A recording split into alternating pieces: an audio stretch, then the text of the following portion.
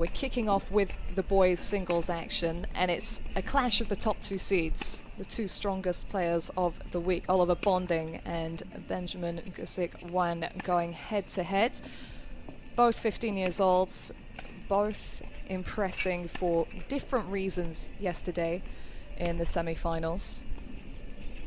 But only one of them can come out on top today and win the title, join quite a prestigious Roll of Honor, and gain direct entry into the main draw of the Wimbledon Junior event this year. So these days at the National Championships, the biggest junior event in the UK outside of Wimbledon, so much to play for.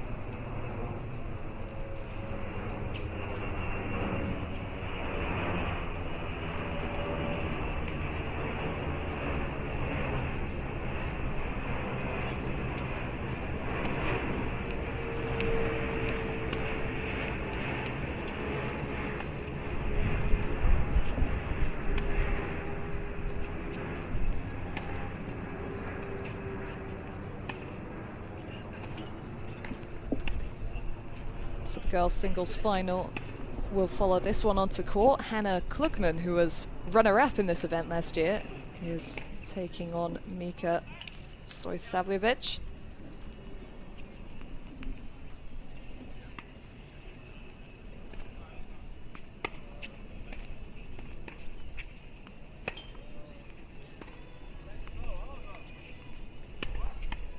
But something has to give in this match between two players who've been in form away from the Junior National Championships as well, and have brought that form to the courts at the National Tennis Centre in Roehampton, where this tournament is being staged. Now, Richard Joyner is courtside very shortly. I think he's going to take people through a little bit more background on these two players ahead of what will be their second meeting today.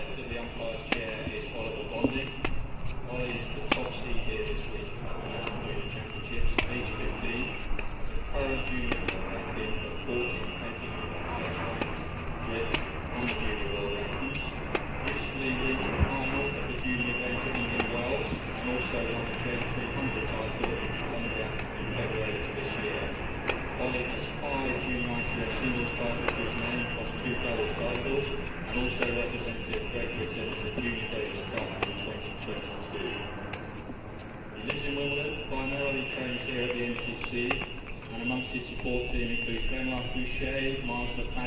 Jess Green. Outside of tennis, he's a big F1 fan, in particular Red Bull team, and goes to school in King's College, Wimbledon. Ladies and gentlemen, please welcome Ollie Bonding.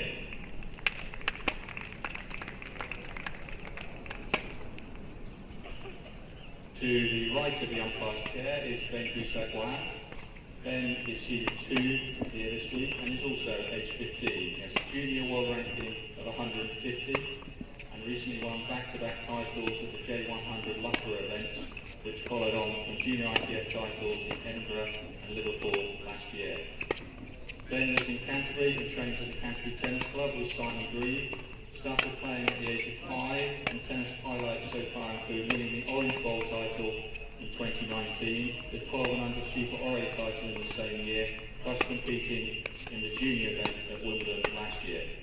Outside of tennis, he enjoys hanging out with his friends, playing football and playing on his Xbox. Please welcome Ben Gusic-Wan.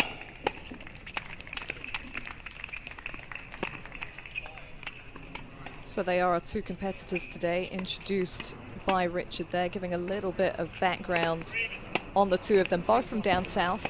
Ollie Bonding from Surrey, Ben Gusic-Wan from Kent. And did face off during County Cup at the end of last year, but it's different today. A lot more on the line, and I was talking to one of the players at the National Tennis Centre yesterday about the occasion that this tournament brings, and it is one of the most important junior events on the calendar for the Brits. They know that everyone's watching. It's a serious Roll of Honor that we've got here, and most of the players that go all the way at this event go on to do something big. Significant former champions in the 16 and unders boys event include Jack Draper as recently as 2016, and also Paul Jubb in 2015, and Johnny O'Mara in 2010. He's gone on to do some big things in doubles. So a lot of encouragement for these two to even be on court in this final. Bonding here without having dropped a set. He's really underlined his status as the top seed.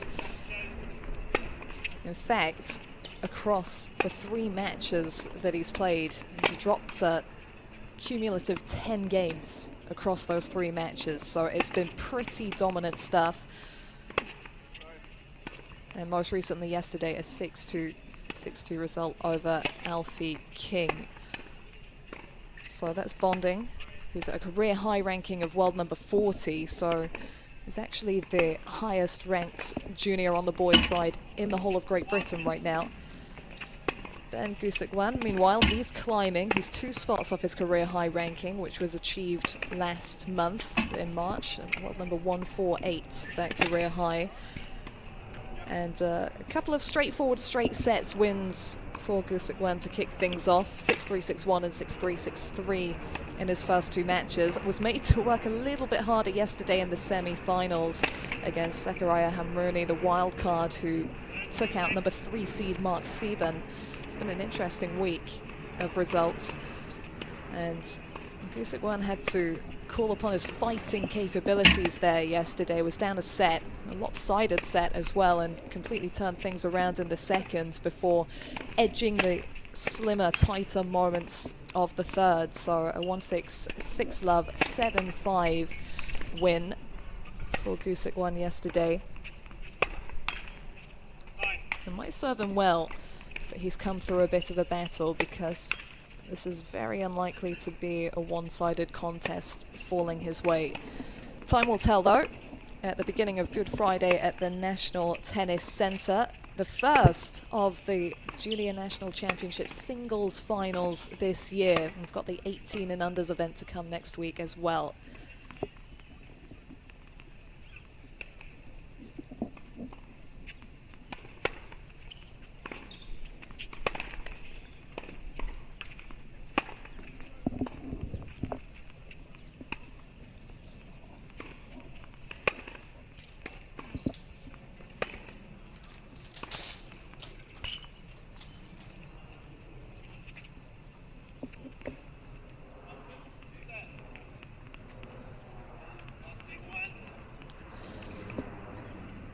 So it's Ben Gusic-Wan at the far end of the court. He's serving to kick things off.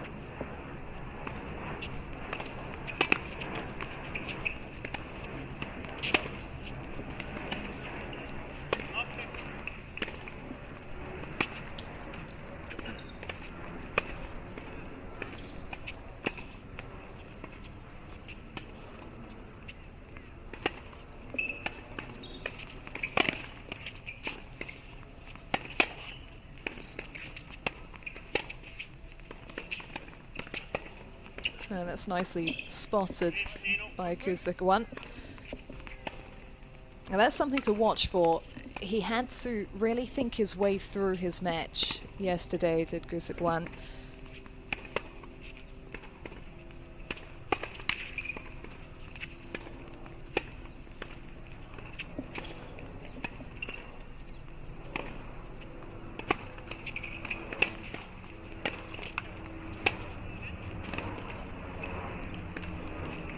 Knows he's going to have to be smart with his placement and his direction of shot, because Bonding looks to impose.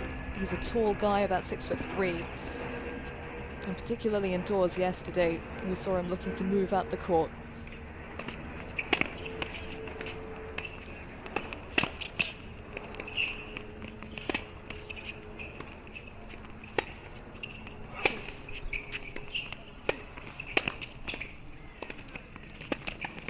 Oh, I think he rolled with it, just protecting himself there. Yeah, he's smiling. Well, they've got to adjust to different conditions today as well. The rain having driven us indoors in Roehampton yesterday. Could be a bit of a swirling breeze out here. And Gusic-Wan is going to look to make his opponent run.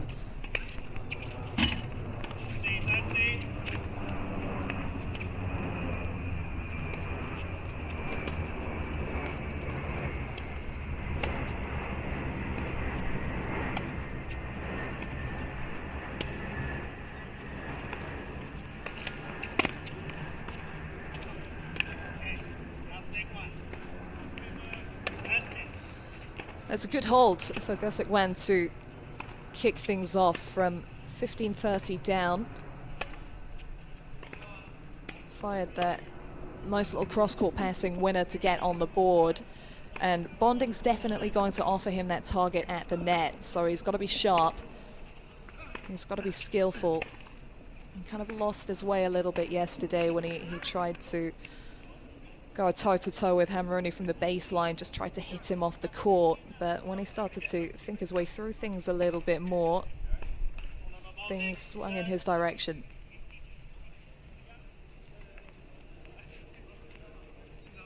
Only Bonding here with a title to his name already this season.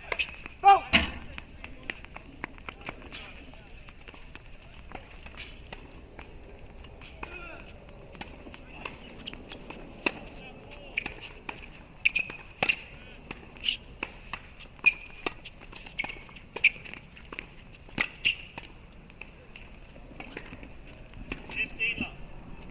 And that's nicely and confidently closed down.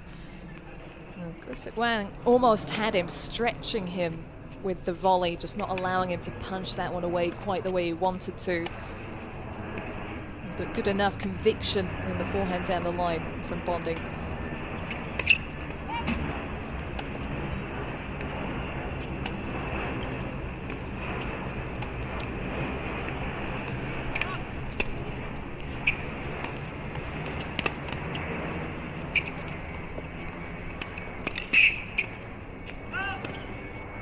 No mistake, he can mix things up as well. And we definitely saw that yesterday against Alfie King as he worked his way to the win. Straightforward scoreline in the end doesn't tell the whole story. He was down a break of serve in the second set. Had to put the work in. Oh!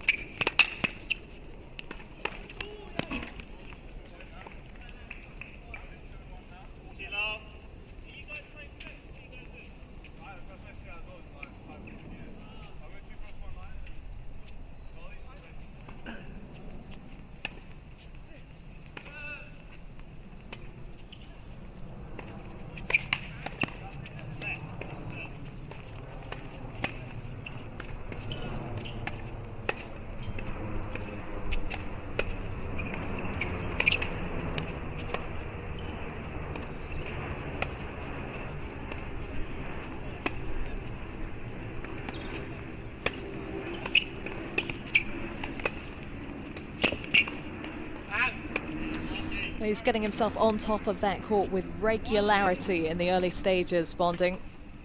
Should take some encouragement from that after Gusic-Wan came from behind to hold in the opening game. Two players on court who, at a young age, both 15, are credited for their mentality. Keeping calm in the big moments.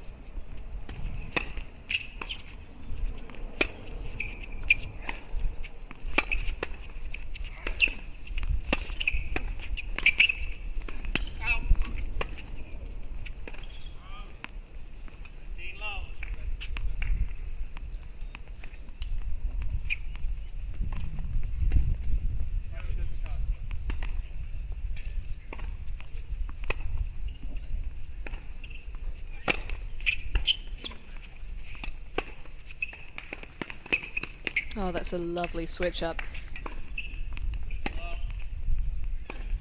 And going back to that required smartness from Gusic-Wan, that body serve is a good option Just not giving Bonding an angle to rip into, taking control of the point from the offset.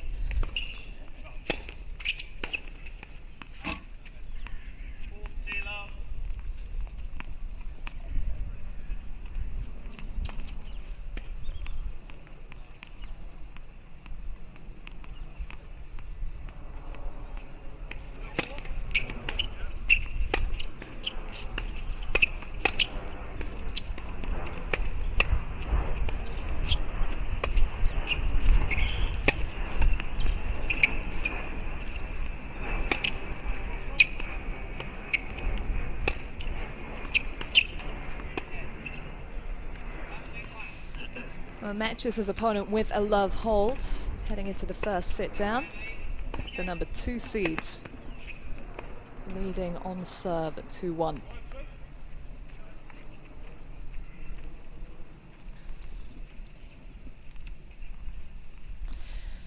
It wouldn't be the first time that Gusic-Wan has won a title at the national championships. It was in 2019 that he came out on top in both the singles and doubles in the 12 and unders event. Got categories from 10 and unders up to 12 and under, 14s, 16s and then 18s, which will be played next week. He was also doubles champion in the 14s in 2021, Gusic-Wan. You've got to give him a lot of credit at a young age to handle the pandemic the way he has done, and that disruption to his momentum that was completely out of his control in 2020. He was making noticeable moves, Gusic-Wan, in 2019 with those junior nationals titles, but also victory in the same category at the Orange Bowl, one of the biggest junior events in the world. So he was definitely on the radar. And mentally, going through that time just seems to have made him even stronger.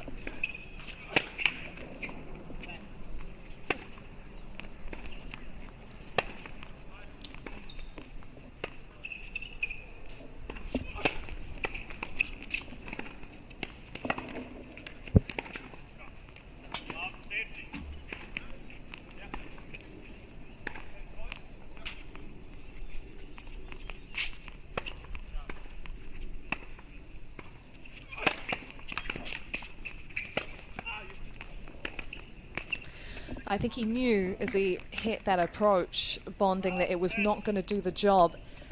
Now this is where he's got to be careful, because he's come out here with a clear game plan to impose himself to get up the court quickly, but that then becomes predictable, so those approach shots have to be quality. As does the serve. That's a good response.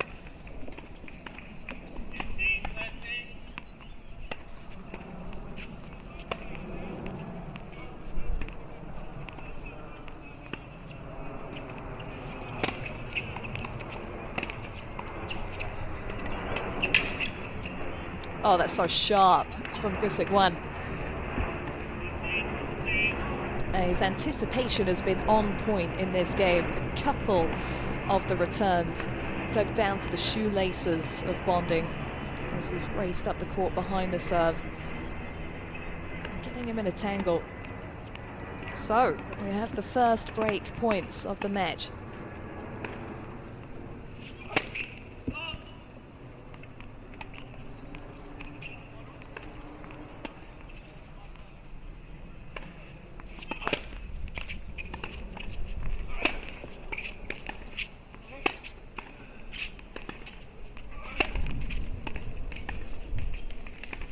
And that's big in the face of them. And that forehand, a definite weapon.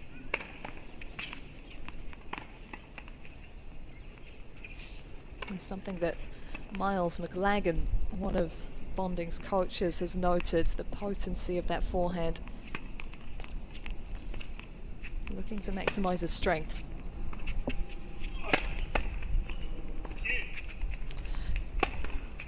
Yeah, he drew out the serve as well.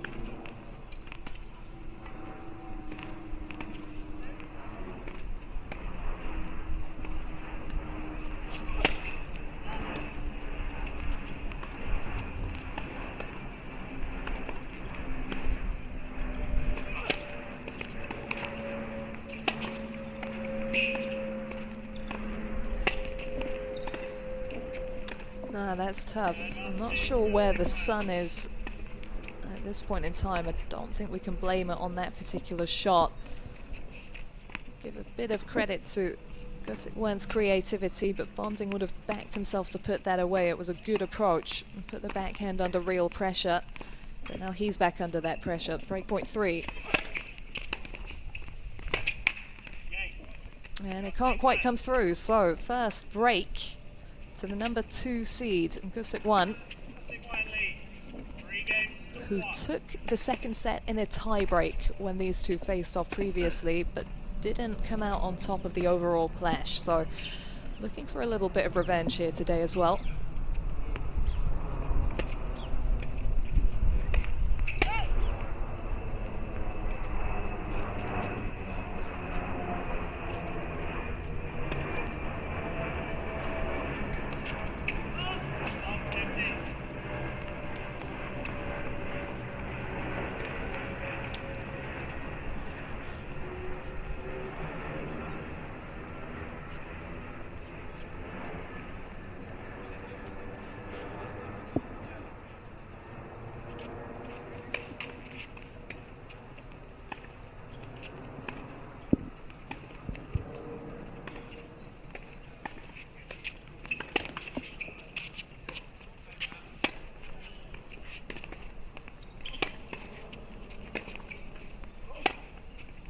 Oh, nicely lent through. It's a bit of a safe second serve from Gusic-Wan. You can understand that after the double fault, but that double fault on the opening point has betrayed him a little bit, just hinted at some understandable nerves.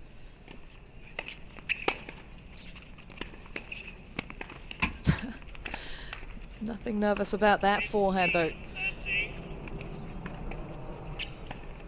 Now this is the first really challenging moment for Gusic-Wan, because up a break, certainly has to think about the situation, has something to lose.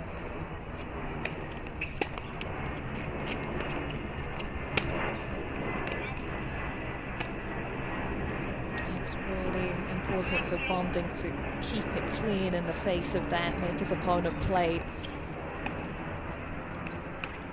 Sense if there's any vulnerability there.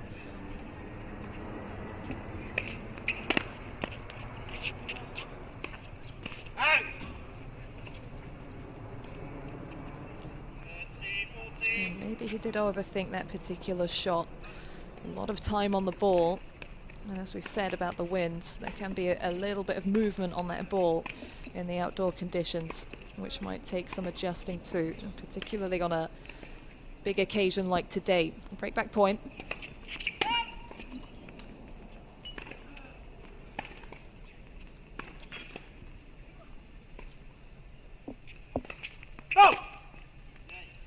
Now, one to open, one to close. Just a little bit of a wobble there from Gusic-Wan after an impressive breakthrough, and Bonding stands firm to take the opportunity and the top seed back on serve in this final.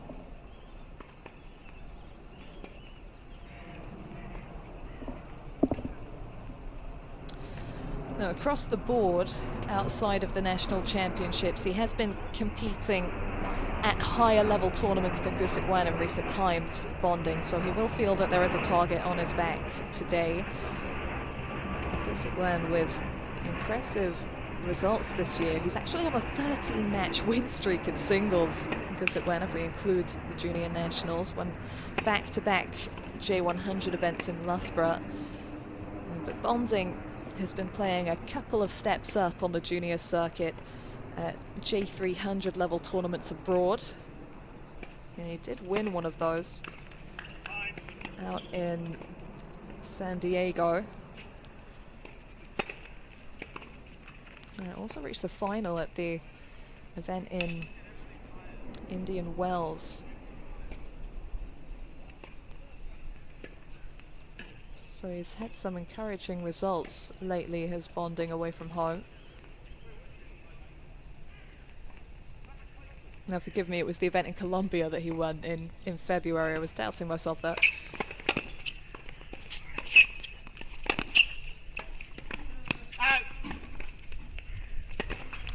quarterfinals in San Diego in March there. That's what both players have to be really careful of, just letting the opponent get in their head.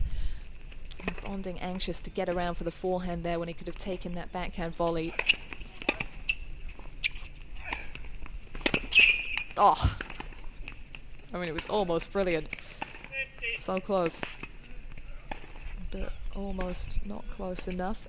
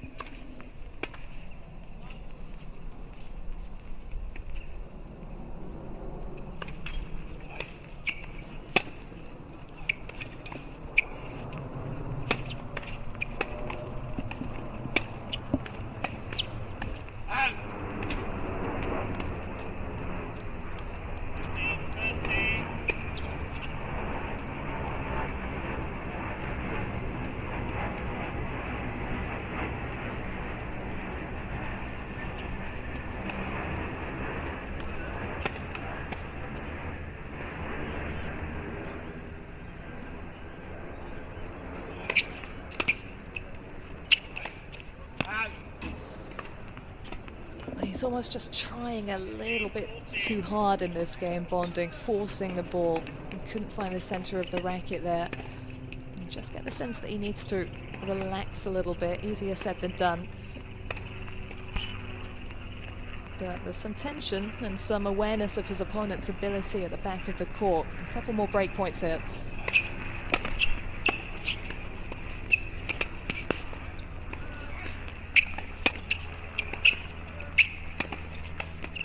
Well blocked.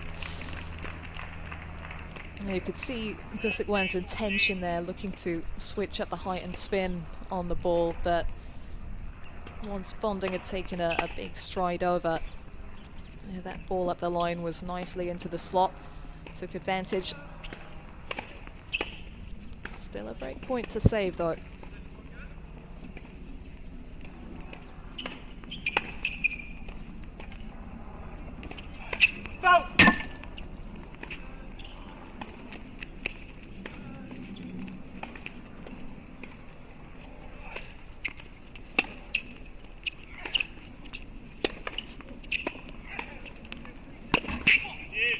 It was a quality kick serve to set that point up. Down to the second, he knew he had to be careful, be creative. And there's a bit of a height difference between these two. That would have been a nasty bit of spin into the two-handed backhand of Gusic-Wan.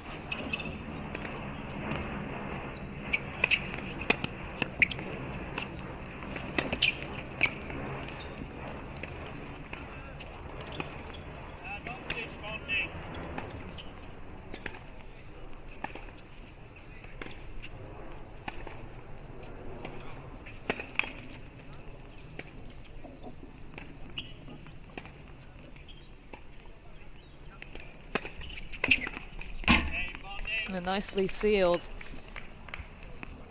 And that should give him a boost, being able to take on that challenge. In the previous game where he faced the break points, he was broken. Not this time. Halfway and we're level. That's the kind of contest we expected from this one.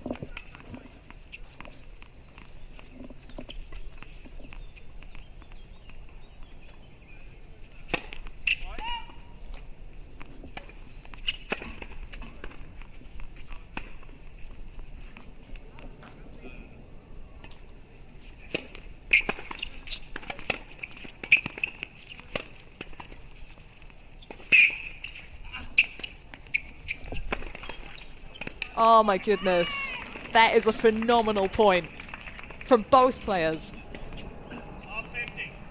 Well, he asked a big question with the lob, Gusic-Wan, and Bonding had the answer. What a way to launch the game after saving break points.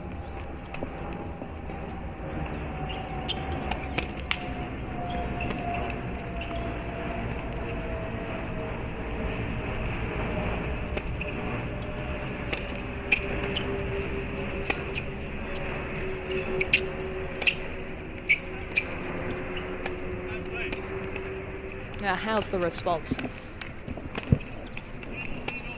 Yeah, that's his competitive spirit showing through, Gusic-Wan. He loves tennis, he loves the fight, and he's highlighted previously, actually, how he loves the problem-solving nature of the game and that mental element that's required. Well, he's definitely going to have to solve some problems today.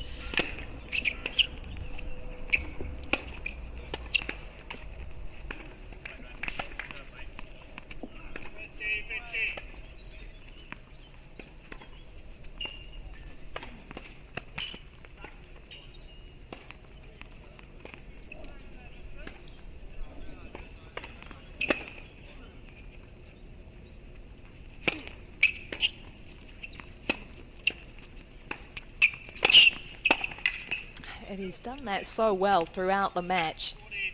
Just lifting that ball as Bonding moves up the court, putting the arc on it. Getting it to drop exactly where he wants it and making it tough for his opponent to judge in a short space of time as well.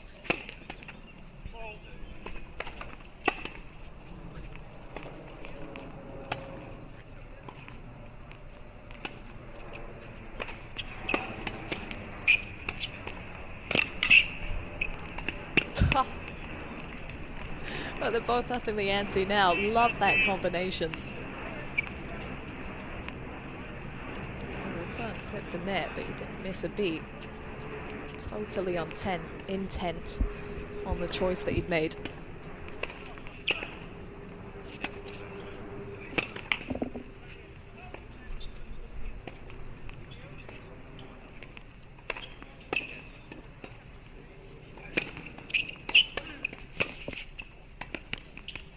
Deja vu. Gusic-Wan with the spread of the hands there, as if to say, what can I do about that? And he's up against an opponent who's got some big weapons early on in his career.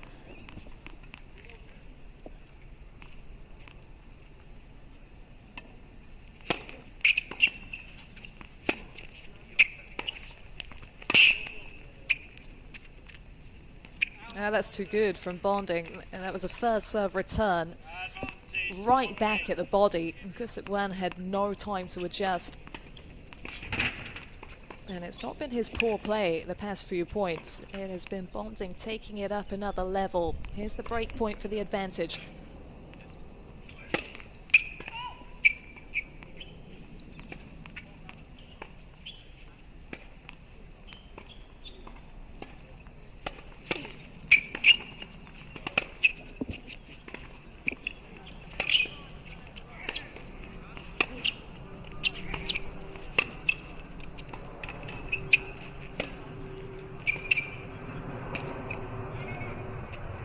Now that's gone Gusic-Wan's way. And the discussion is that Bonding's not happy with that line call on the baseline. Gusic-Wan will not get involved. Once the umpire has made the call, it's tough. But they're not going to change their mind, so it is a little bit of wasted energy.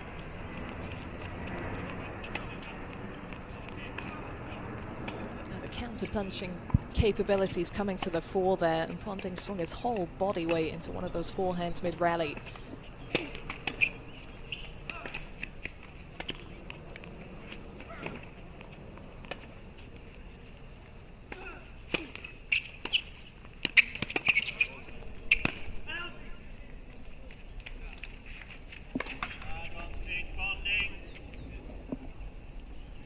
Good leave. Gusic-Wan's turn to be a little bit unsure about that line call.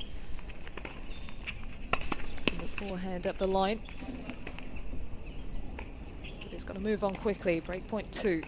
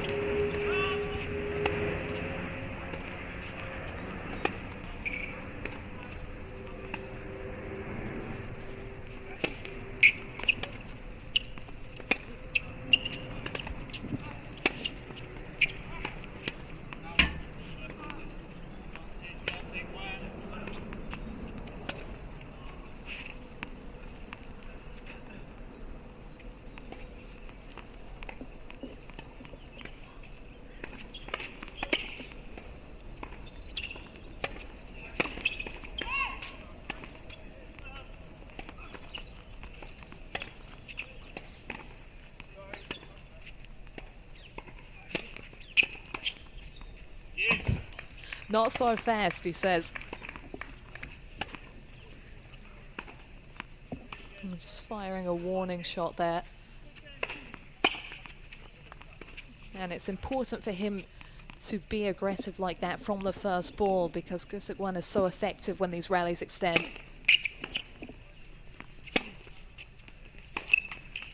Able to put shape on his shots, make Bonding do the extra work with the positioning, with the feet.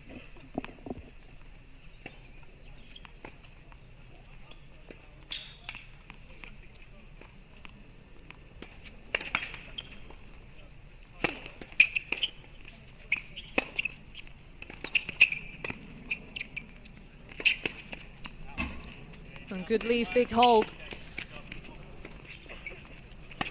Unleashing his full box of tricks there, Ben Gusic-Wan, in order to come through a very significant 7th game, it feels. This is really going to test where Oliver Bonding is at mentally. And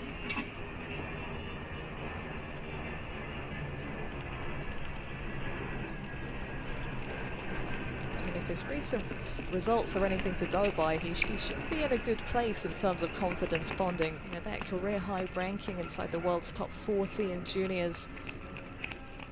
Would love to play that Wimbledon main draw for the first time. He played in the qualifying of the boys singles last year, so that took place in Roehampton.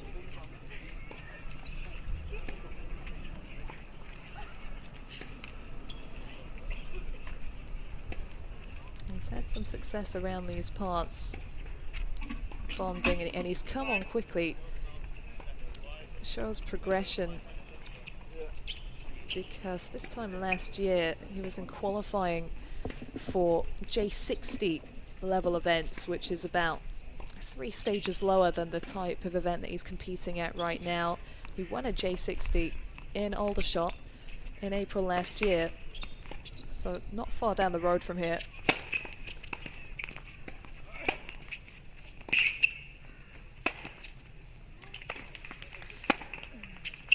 Geographical significance there, but also on the way to that title he defeated Henry Searle, who was actually the winner of the 16 and under singles here last year.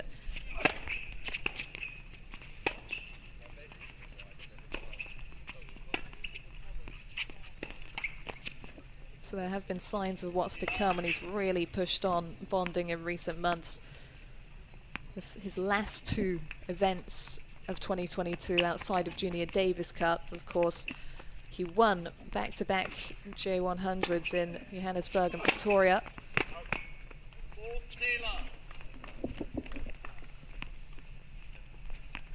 And that can be something that players struggle with, transferring their form outside of the country to elsewhere. And no such struggles for Bonding, who's generally been competing outside of GB. And that tells you everything you need to know about him as a competitor. The smoothest of holds in the face of a lengthy previous game of missed opportunities. Committed to the fight out here in the first singles final of the day. And the girls' match still to come between Hannah Klugman and her unseeded opponent Mika Stojsavljevic.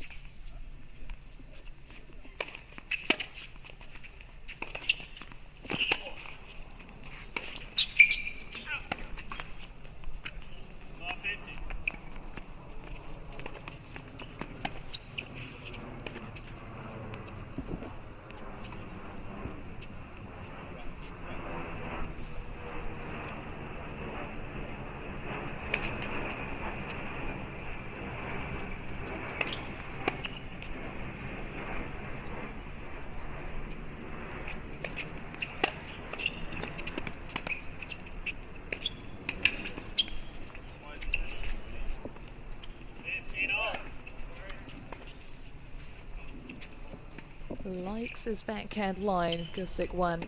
The instinct is to approach into that wing, but you've got to be so secure at the net behind the approach. It was a quality shot from the player from Kent.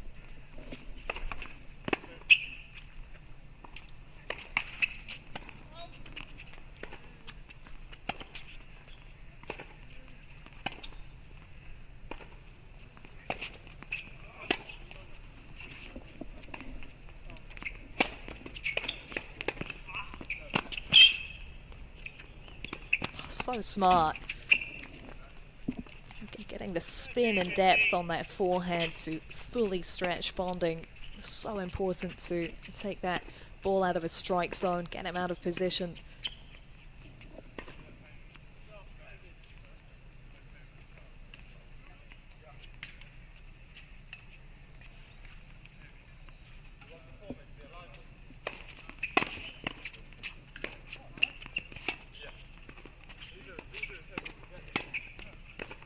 Oh, nicely watched.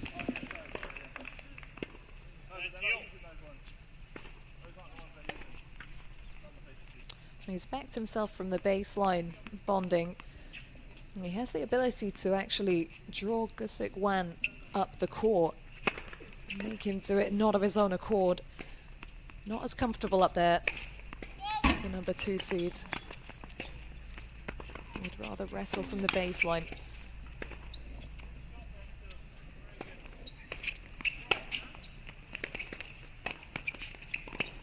And that point has been snatched away from him on his heels from the offset.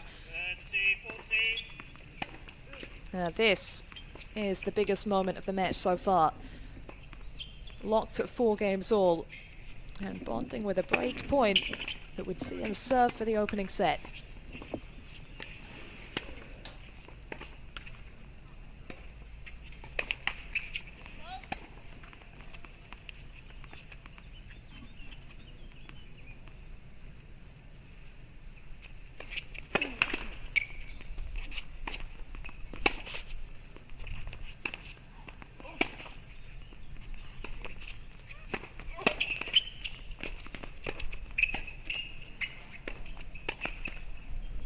Again, just making him uncomfortable, making him play the extra ball.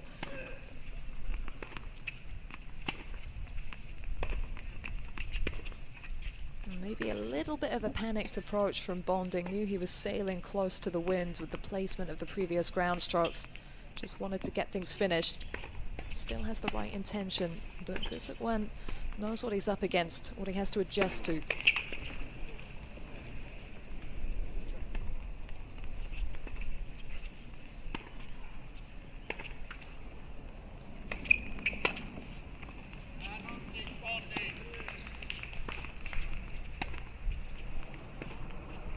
If he does edge this, the top seed, it might just come down to the fact that in these latter stages, Gusic-Wan has to rely on the second serve a little too much.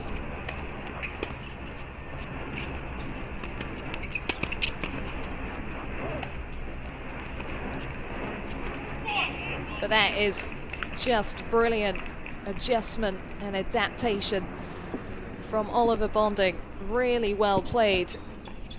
Looks like Gusic-Wan had that point in the bag, but he's just not quite as potent in the forecourt as his opponent today. Has brilliant touch and feel, but not managing to blow Bonding off the court. And it's a significant breakthrough for the player from Surrey.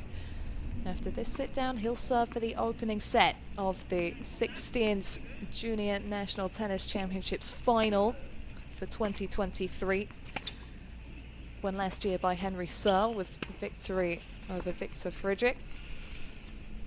And won previously by the likes of Jack Draper and Paul Jubb, who's actually around at the NTC at the moment. A lot of big names out here training at the LTA's National Tennis Center across the past few days. In fact, I even noticed Emma Raducanu on the balcony taking a look at Ben Gusic-Wan yesterday, fellow Kent player.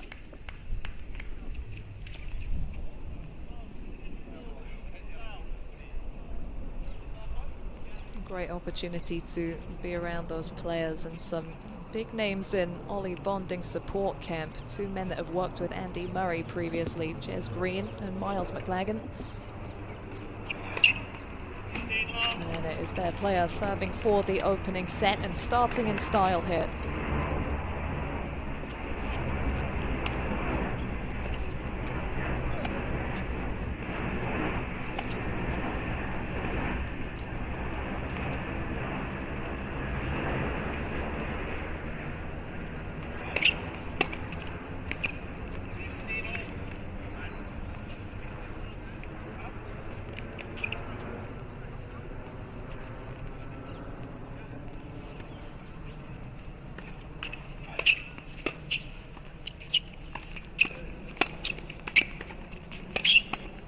Oh, fantastic.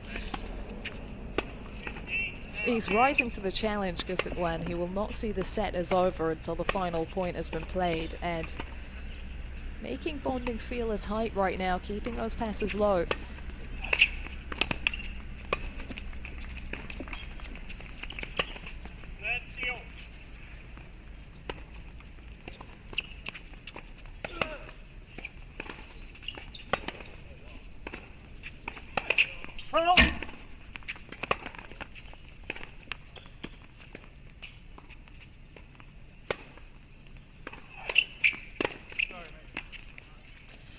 It was a miss hit, but it did prove effective. Bonding not able to judge that or reach it. And back in a precarious position. Break back point for the number 2 seed.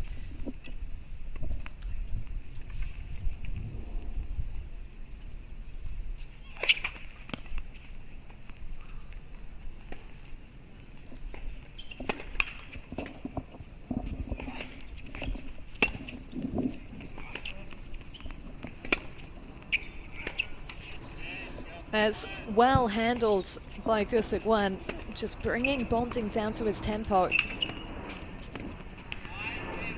Dictating how the last couple of points of that game were played. 2 second serves, 2 points that fell in his favor from 30 all, and on we go in the opening set. All to play for still.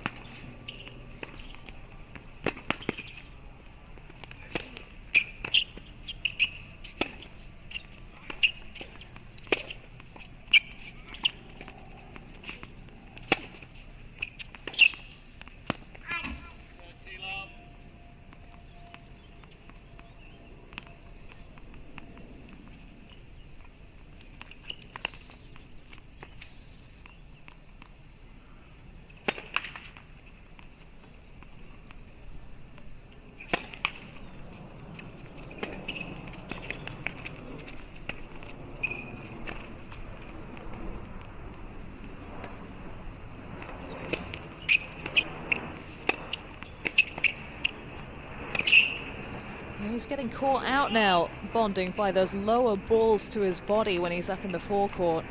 And Gusic-Wan, he reads the ball so well, keeps it lined up, and is just brilliant at threading those cross-court passes.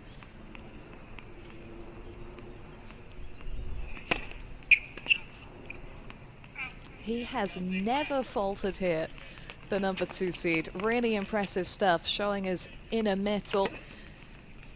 A love holds to consolidate the break back, and now it is Ben Gusic-Wan who is 1 game away from the opening set. Bonding having served for it.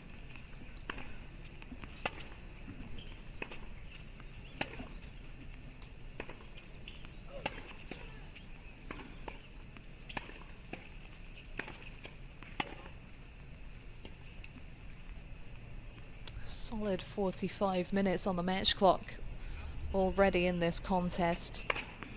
At the junior level, you can see a few one-sided matches if a player gets on a hot streak and runs with it. We've seen a few of them this week, and actually both players have been on the winning end of that kind of match in the lead up to this final, but this was always going to be a tougher contest.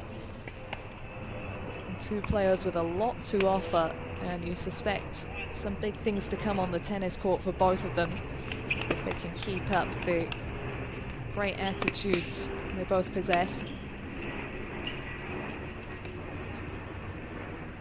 And 2 such different players with such different weapons, but both of them can be lethal.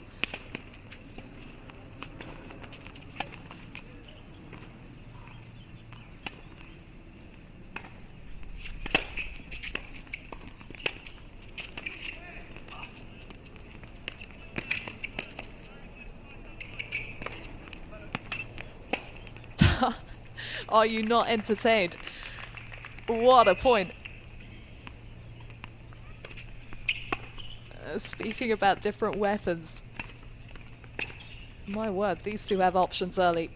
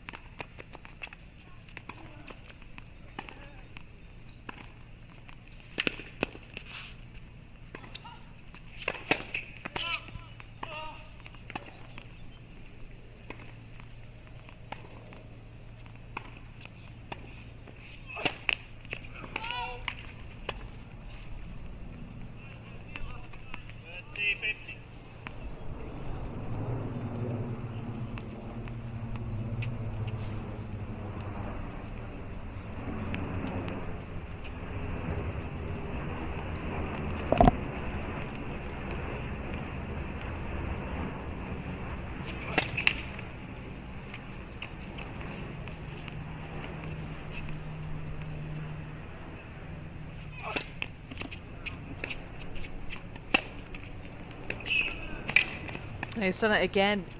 He can do that all day long.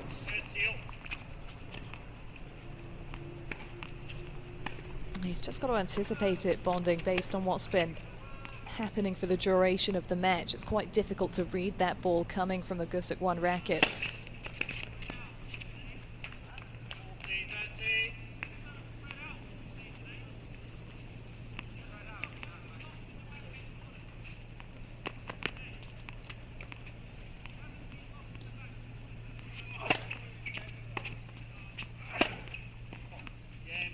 Steely determination at the back end of that game, making up for the one previously, hitting into that backhand wing with intent, and a tiebreak was really the only way to settle this set. It'll be decided here.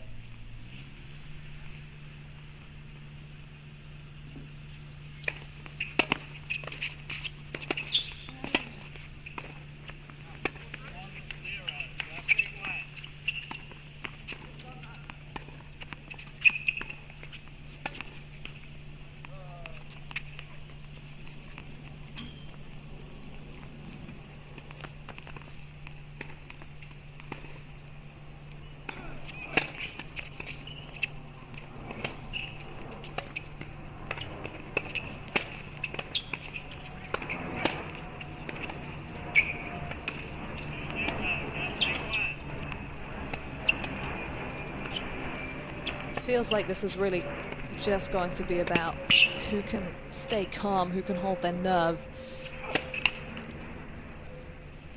Bit of a tight forehand from Bonding previously, lacked decisiveness and positioning.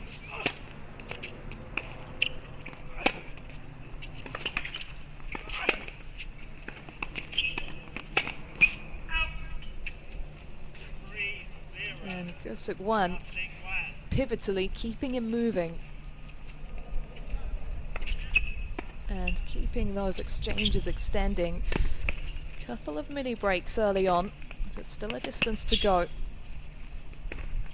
These service points still very important.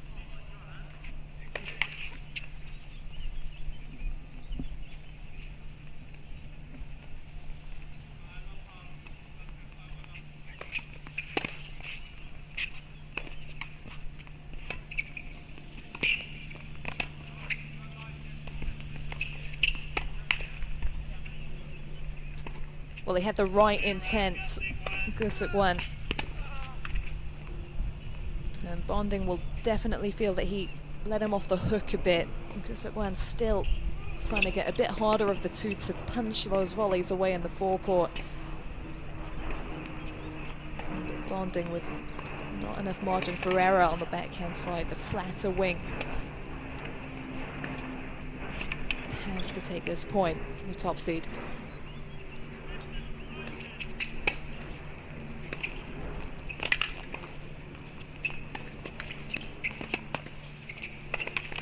And that's better from Gusic-Wan. full stretch on the volley. Actually seemed to help him get a drive on that ball, and it was a great start to the rally. Very clever with his direction of shot, going back behind to get Bonding off balance. He's really made him put the footwork in this tiebreak so far. And Bonding's feeling it.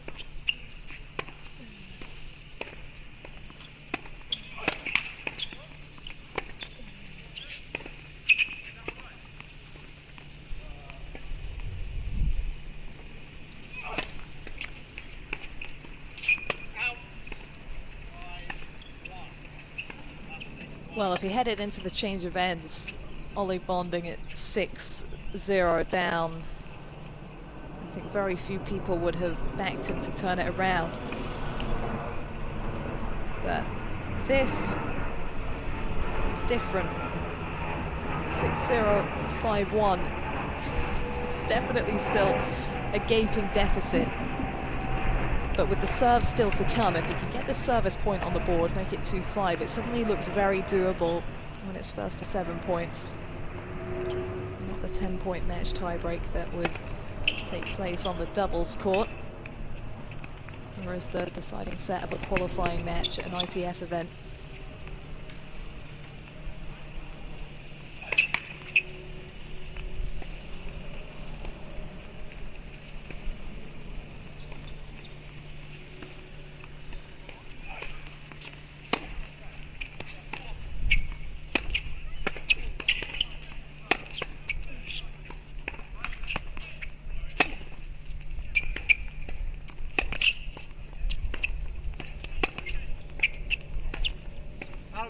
He's just been caught out Bonding. He's so desperate, understandably, to get that ball on a stronger forehand wing. And a few times it's cost him time. Happened at the worst moment there. Gusic-Wan with 5 set points.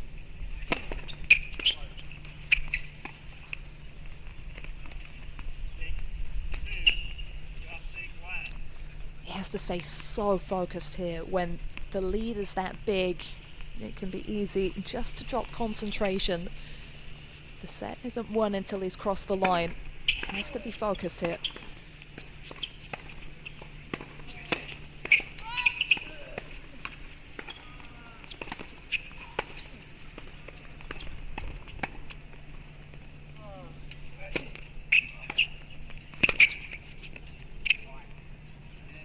Oh, he's made it! Wow, what a moment to land the ball on the baseline. Incredible finish to the set from Benjamin Gusic-Wan. And what fight he displayed. Ollie Bonding served for that set at 5-4 after an impressive breakthrough. But it's the number 2 seed who comes out on top. He won the previous tiebreak that they played when they faced off at County Cup. That was in the second set. He didn't ultimately get the win. But there's a real opportunity now in the first of the 16 and under Junior National Tennis Championship singles finals. Now the doubles finals having been played yesterday. It was Mark Sieben and Max Carrier who won on the boys' side, and Hannah Klugman was going for the double because she also teamed up with Hepzibah Al-Yahdari, who was the top seed in the singles. They were the top seeds in the doubles and went all the way to the trophy yesterday.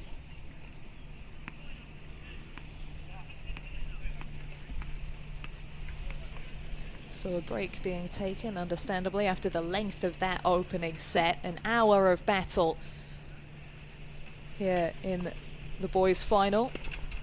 But still a long way to go if the number 2 seed, Ben Gusic-Wan, is to come out on top. The contest so far has definitely lived up to the billing.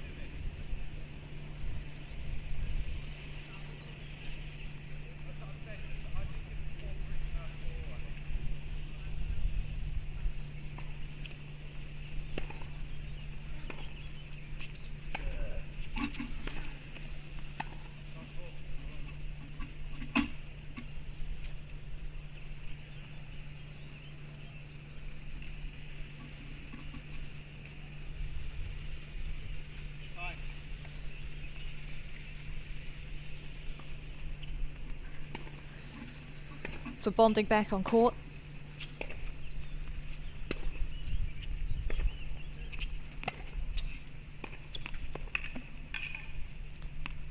And the battle to recommence. It, on the whole, has been a high-level contest, this one. Fitting finale for a great event. But a long way to go still.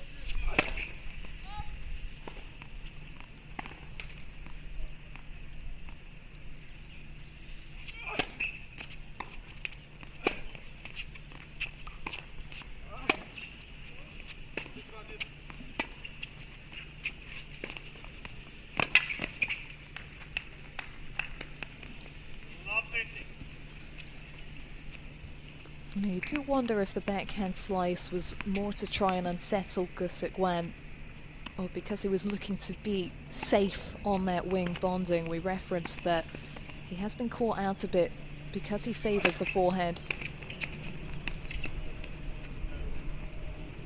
At the back end of that opening set, so anxious to keep the ball off his backhand side, just getting in a bit of a tangle, losing time.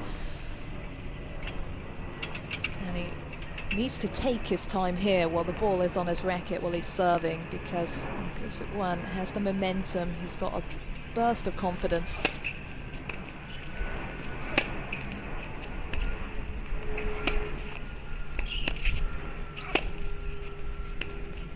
Out.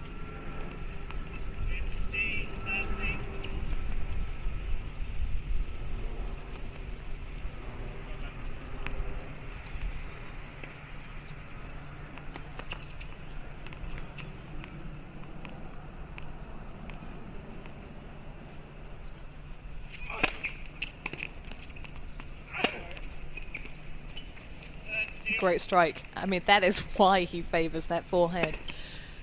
So confident. But it's different when it's that first shot behind the serve and he's got that ball out in front of him, has the time to set up in the way that he wants to.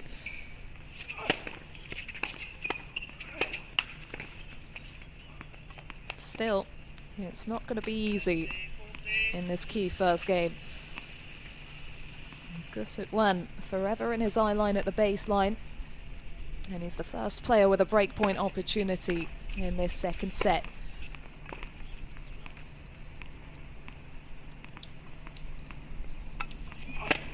Oh!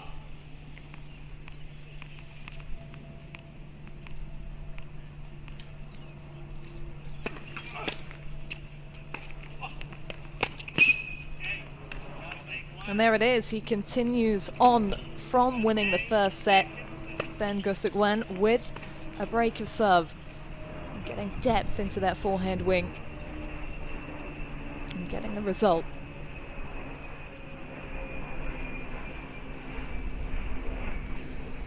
Now, can he maintain focus, Gusic-Wan? This is the big question, because there have been signs that he has lost that tunnel vision a little bit at moments in this match when he's been in a winning position. He was the first player to lead by a break in the opening set at 3-1, and he handed back the break pretty swiftly. When he was up by the healthy 6-1 advantage in the tie-break, he went for that drop shot immediately behind the serve that didn't quite seem necessary and didn't work out for him. So it's really important to have clarity here.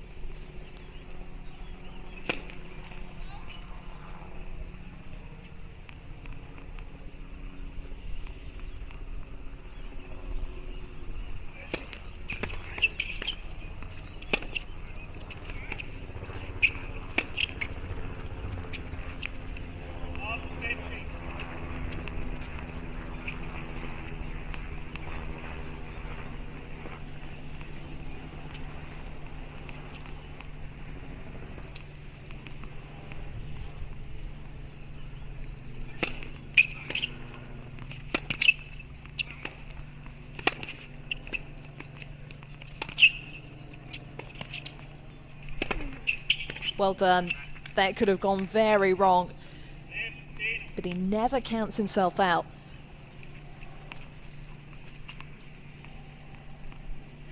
Yeah, he seemed to invite Bonding to put his foot on the accelerator with Bit of a shaky opening to the game, but that should have turned things around for the player from Kent.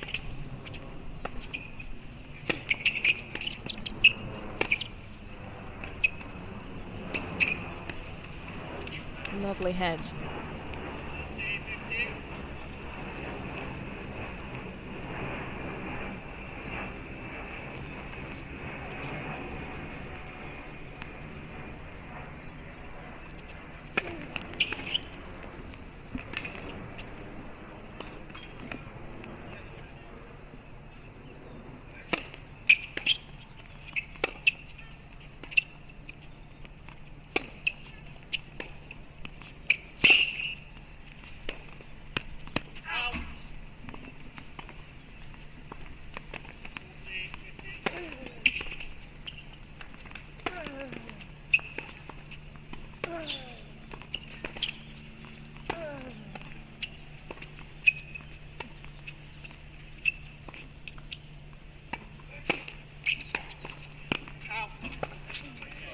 And there's the consolidation. That'll feel good for Ben Gusic-Wan.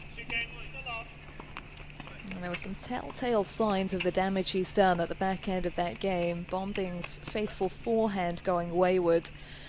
And he just seems to feel like he needs to do more work now to get Gusic-Wan off this hot streak that he's on. Get him out of his comfort zone. As such, he's just missing the court.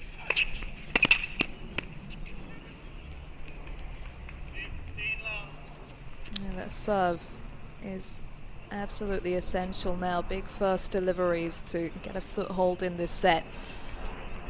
Stop the number 2 seed from running with it. There's potential for that to happen at this moment in time. It's on the Bonding racket though to slow things down.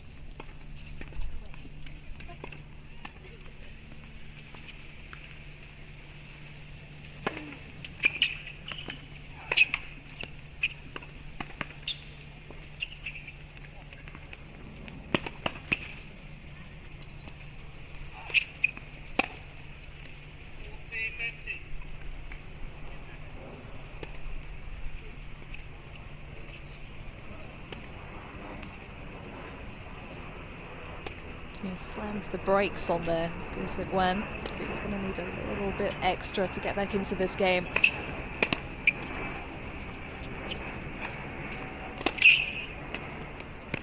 And that was something. High level anticipation.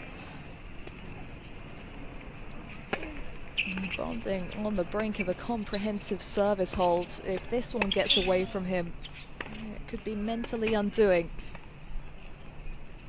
Big first delivery required now.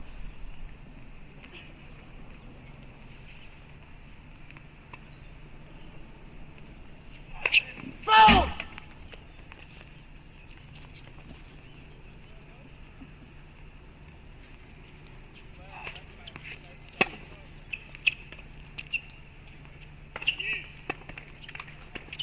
All about the placement on that return. The pace stripped. The Bonding backing up. Didn't have anything to hit off. The lead has quickly evaporated.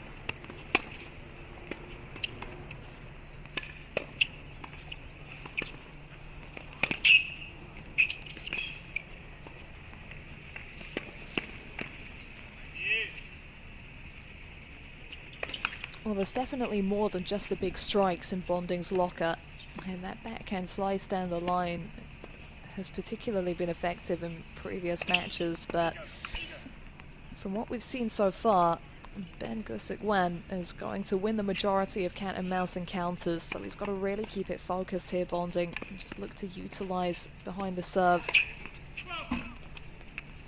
Keep up the big strikes with consistency.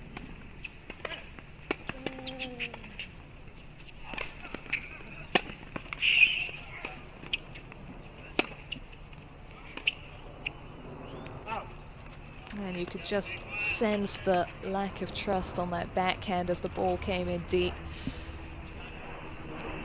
Didn't have the timing on the two-hander. Dangerous days for the top seed. Break point for the double break for Gusic-Wan.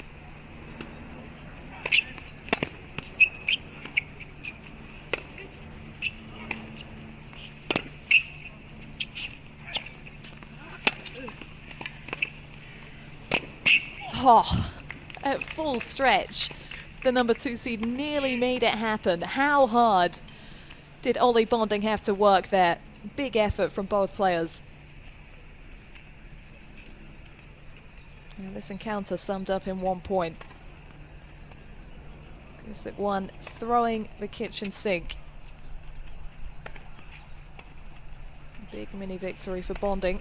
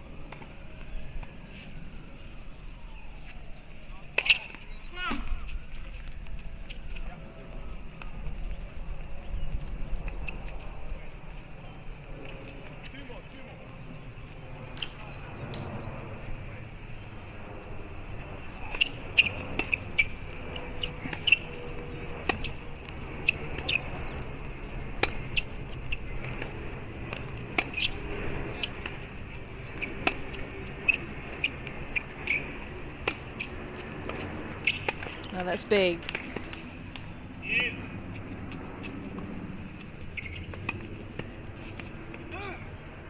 stays so chilled. Gusic-Wan, you don't see that often in players that young. Got over that missed second serve return quickly.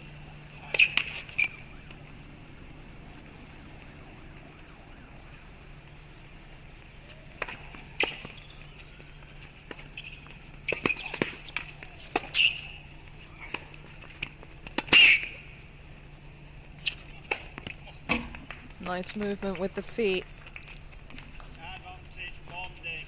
Getting that ball lined up.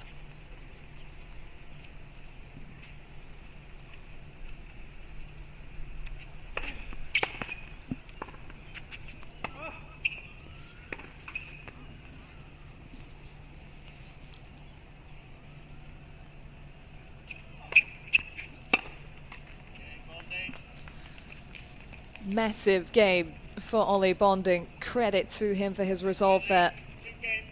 And that could be match changing. You wouldn't have written off the top seed. He's ranked inside the world's top 40 for a reason. He's led the way as the highest ranked player in the event, but it would have been a massive mountain to climb if he'd gone down a set in a double break. Having held on in a game that lengthy, that has potential to turn the tide. Ben Gusic-Wan has to be really careful in this next game.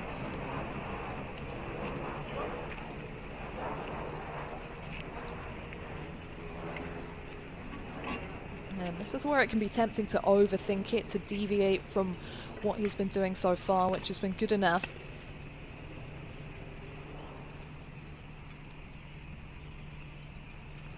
All about maintaining that clarity. The number 2 seed.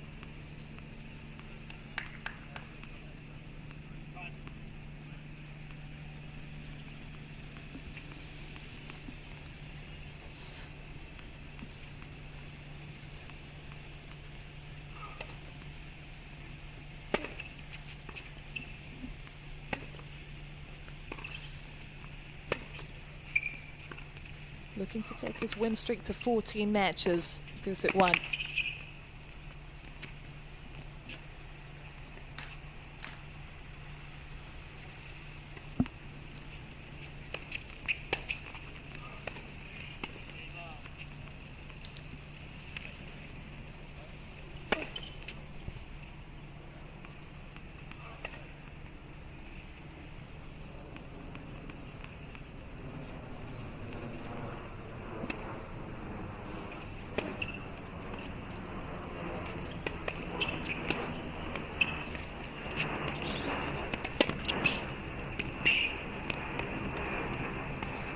Giving him a bit of a taste of his own medicine there.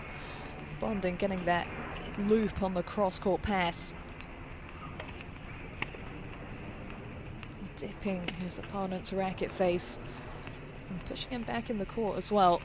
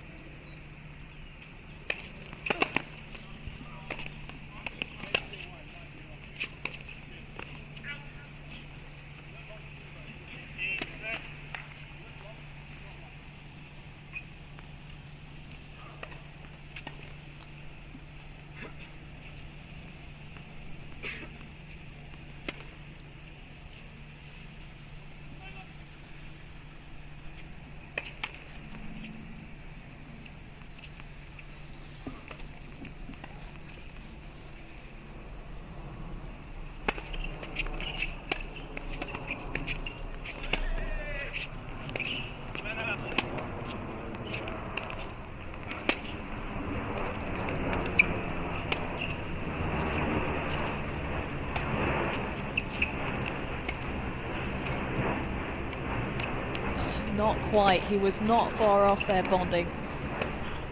On the ground strokes as well, just shaping those balls a bit more, giving himself a bit more security, time to work his way into the rally.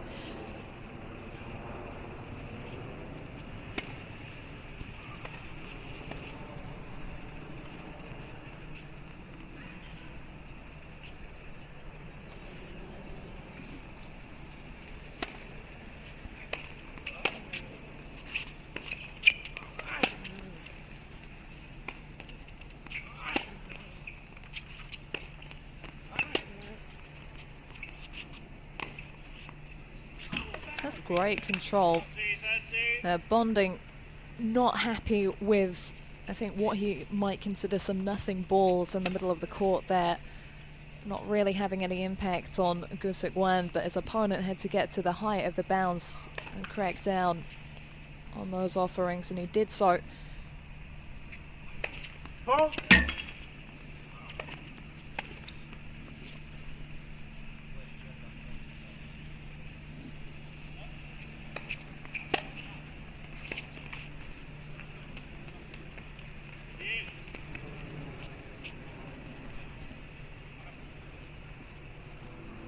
Both players now penalising those shorter, higher bouncing offerings. Asking each other to raise their level.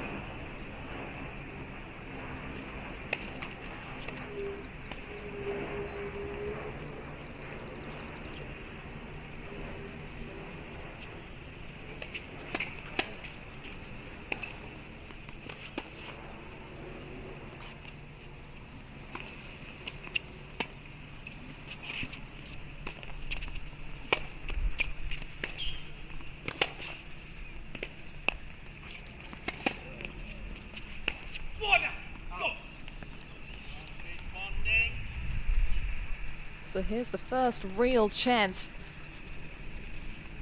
Depth into the forehand. And we said it about the previous game, lengthy, breakpoint saved. Breakpoint that would have meant a double break advantage for Gusic-Wan. Now the opportunity for Bonding to get back on serve.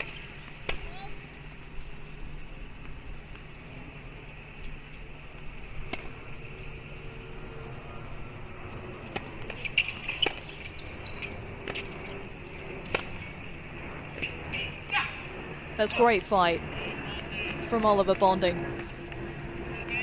And he has earned the break back. There could be a lot of life still in this match.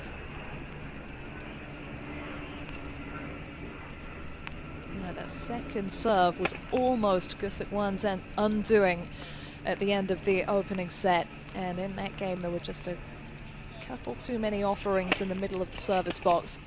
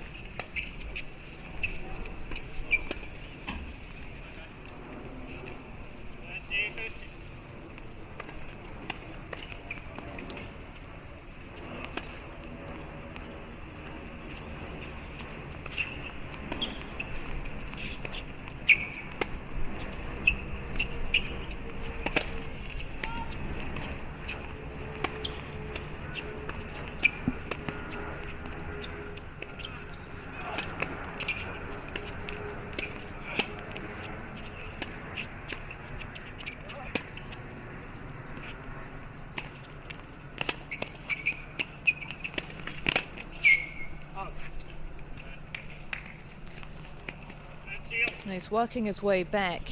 Gusic-Wan, it was a big point for him previously, the forehand pass down the line. And just going back to what's been working in this match.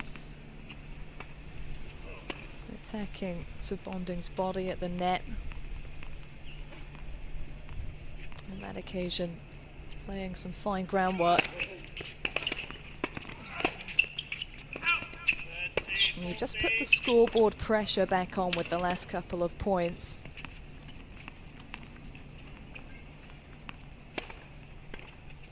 Made his presence felt with the forehand. And Bonding can't breathe easy yet. Break point.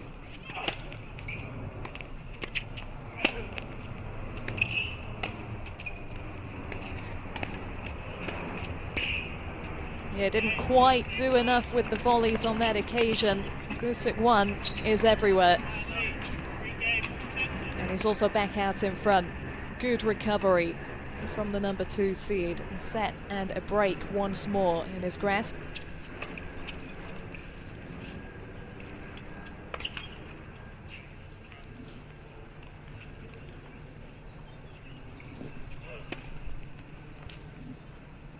It's a battle of wills right now, as well as a battle of 15-year-olds.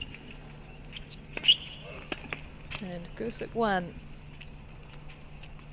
has a really impressive head game and doesn't beat himself up, stays in the moment. And the further up the rankings you go, the more that's the differentiating factor. There's so many quality tennis players, but when do you bring your best tennis? Do you have the state of mind to produce? That's what it's all about. And for Gusic-Wan to show those signs so early, the knowledge of when to be present and the ability to be there for those moments, they're really promising signs for his future. The finish line still not yet in sight though in this match.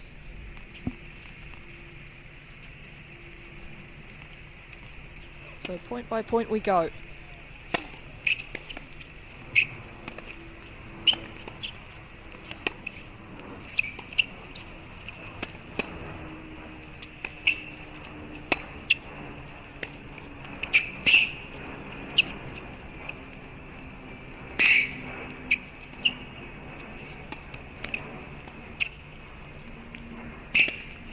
Oh, it's exhibition stuff now.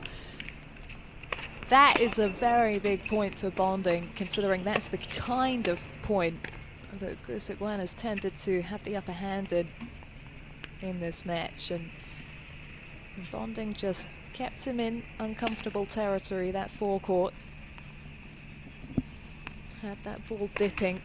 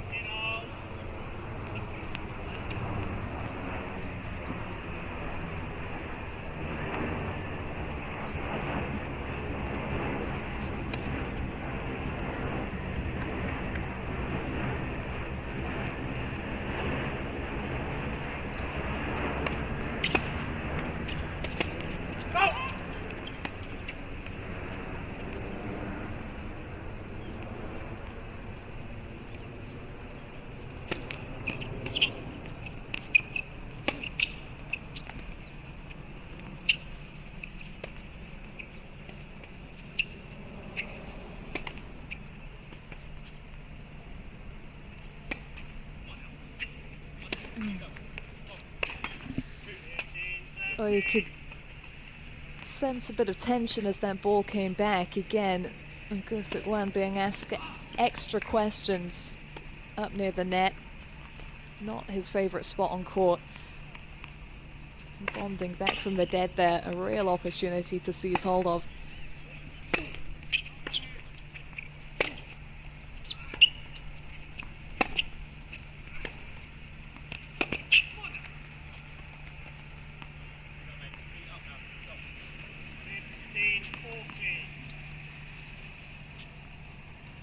And the intensity is back for Bonding. His opponent opened the door in this game, he's walking through it.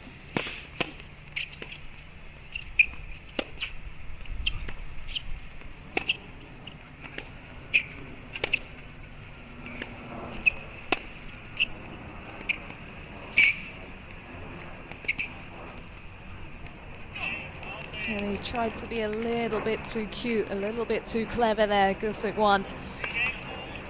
Bonding's big strides were tracking that ball down, added to the pressure that was already on the scoreboard. And once again, we're level. I think Hannah Klugman and Mika Stojsavljevic are going to be waiting a little bit longer to get on court. Neither player willing to let this one go.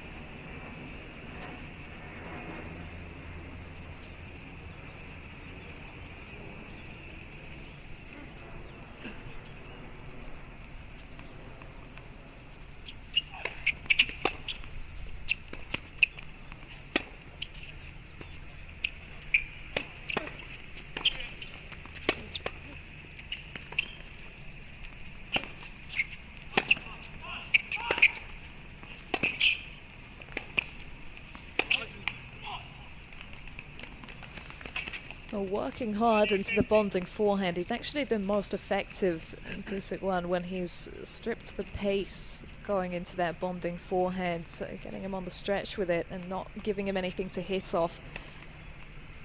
A bit more difficult to manufacture that when you're out of position.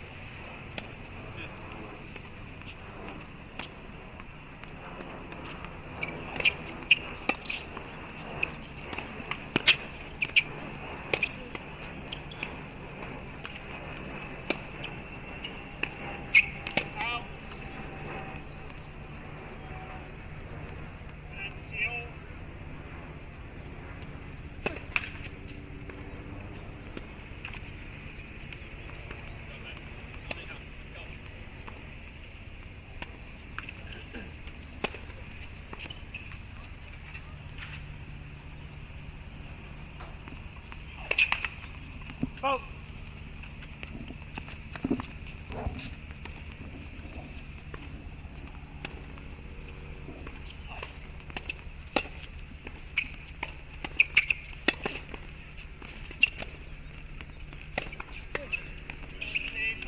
He just keeps coming back.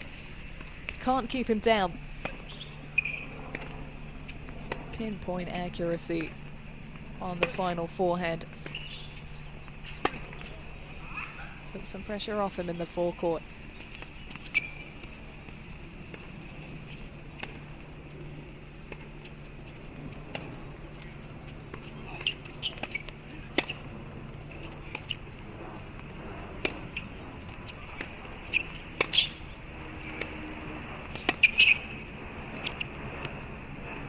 And here it comes again, the number 2 seed. For the 3rd time, leads by a set and a break. Can he see it to the finish line this time? Slowly but surely, it is starting to come into view.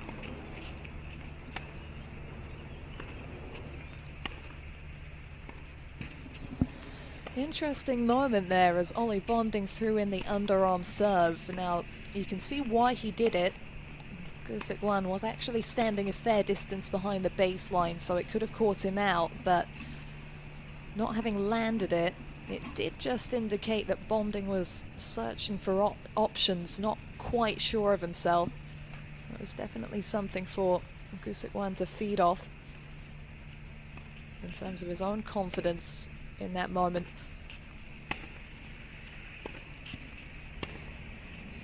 Such a mental sport is tennis. And Gusic-Wan is looking to ensure that it's his resilience that gets the job done in this final.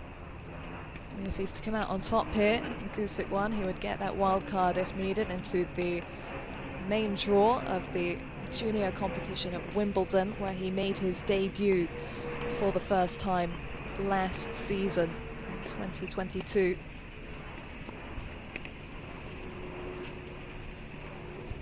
Names that as one of the highlights of his career to date. And that'll go on the highlights reel of his match.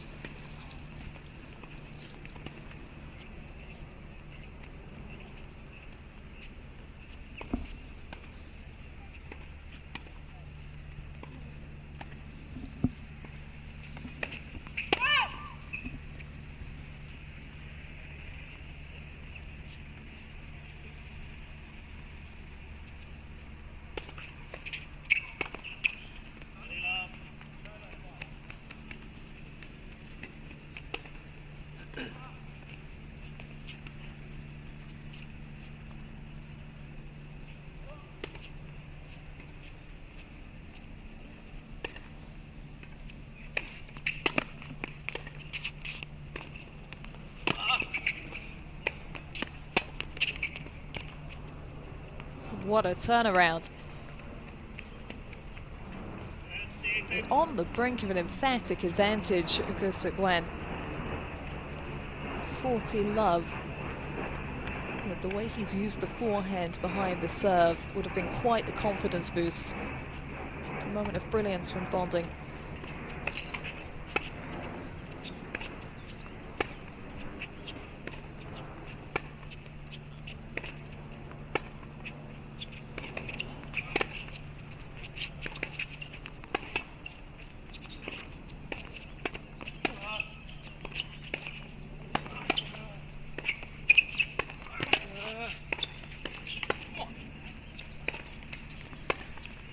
He worked hard there, the number 2 seeds, but couldn't get any shift out of the backhand. And in going down the line, he fed that pace into the Bonding forehand. His opponent was able to cotton onto and take advantage of. Has to be careful here. Oh!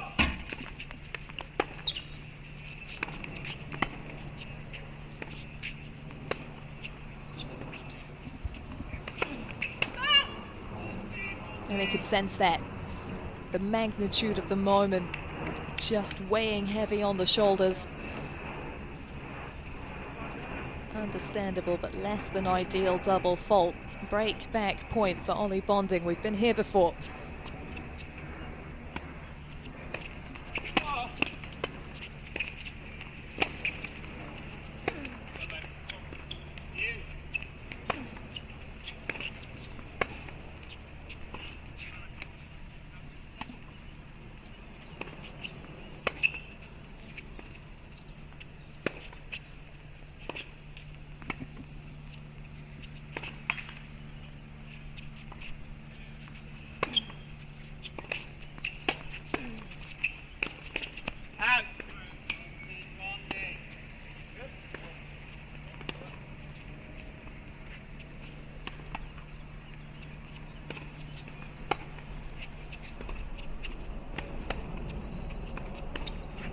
second chance to get back on serve.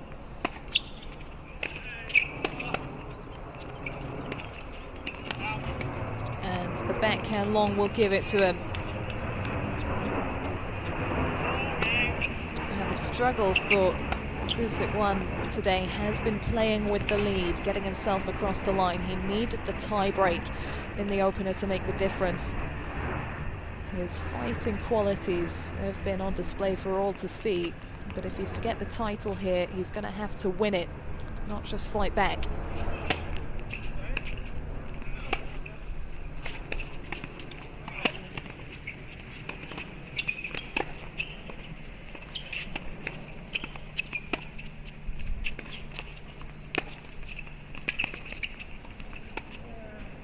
That's magnificent. And from the rhythm of this match so far, you expect nothing less. Every time he's been knocked down, he's got back up, the number 2 seed.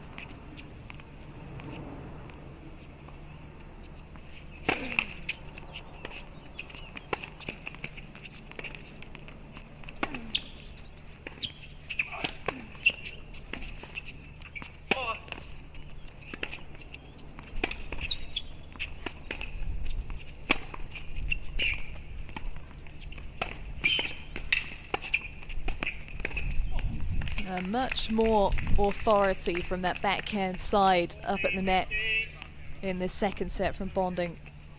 Just gradually building in confidence there. And getting more of a foothold at the baseline as well. Gusic-Wan spinning that ball for all he's worth, but not quite able to get the same devastating depth.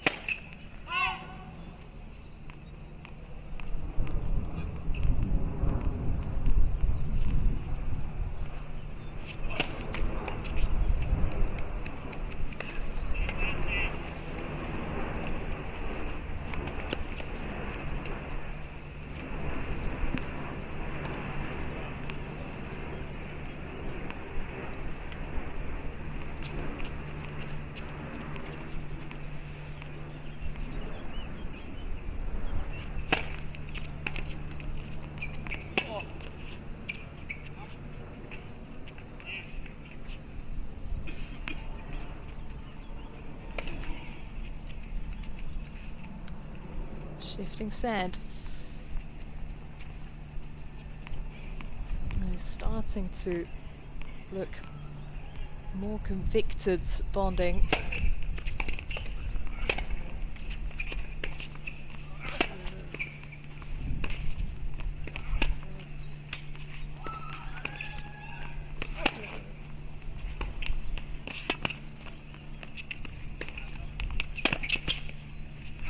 And the double fault just left the door open. I like that underarm serve in the previous game. Just gave Gusic-Wan something to get going off. Back to the grind. Back to the break point. Big serve. Love to see that reaction as well. keeping up the positive energy, the intensity.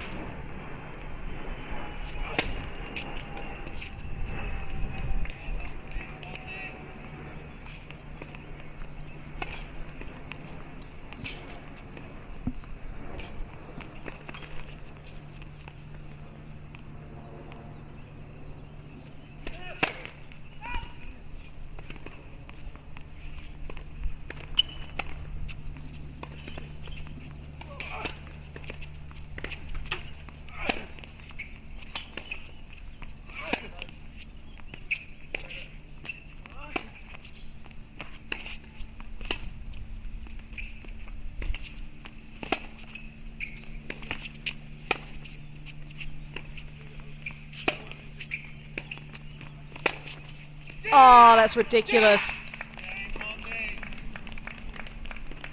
Round of applause for Ollie Bonding to hold a mammoth game as well. Breakpoint saved. Gusic-Wan would have had the opportunity to serve for the contest had he broken through there. And Bonding's serve had other things to say, and it's huge for him that he's got a weapon like that at this early stage of his career that can get him cheap points in big moments.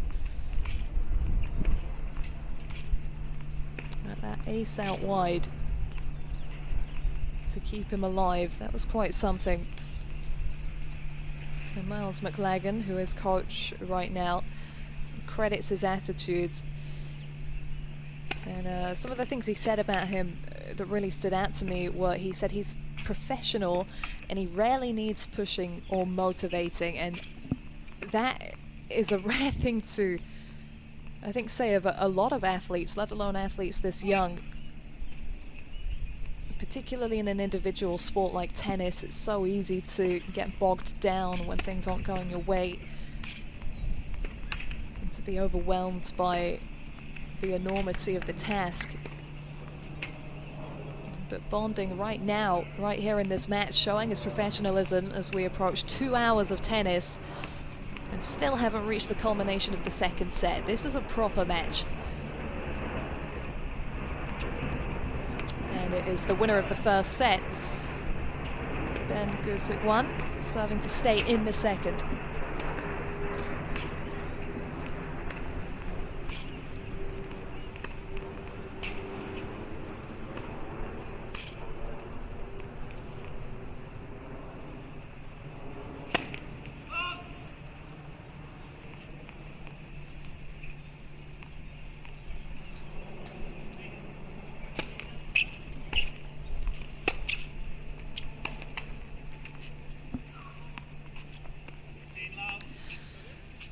At this point, our girls singles finalists probably want to start thinking about having lunch, approaching midday. Second match on after 10 AM. Not sure that would have been on the agenda initially.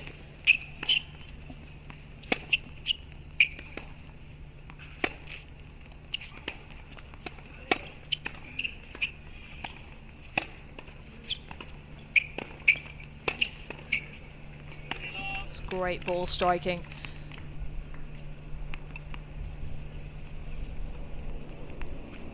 The timing and the placement getting it done.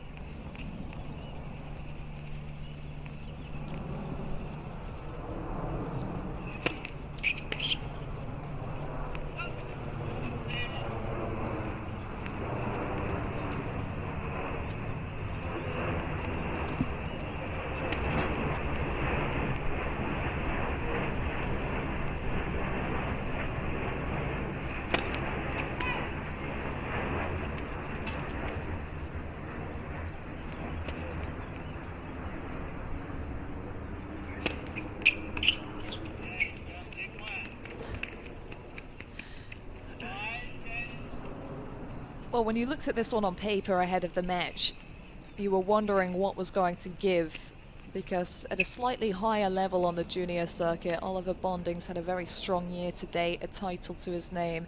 Ben Gusic-Wan brought a 13-match winning streak in singles into this contest. And as we go on, and both of them demonstrate their fighting spirit and their different physical weapons, the serve for Bonding, the counter punching ability for Gusic-Wan.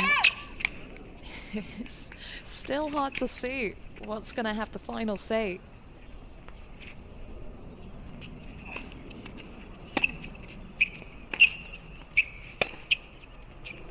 Having edged those finer moments in the tiebreak in the opening set, surely the number 2 seed would take some confidence into a similar scenario in the second. But there is not going to be much in this at all.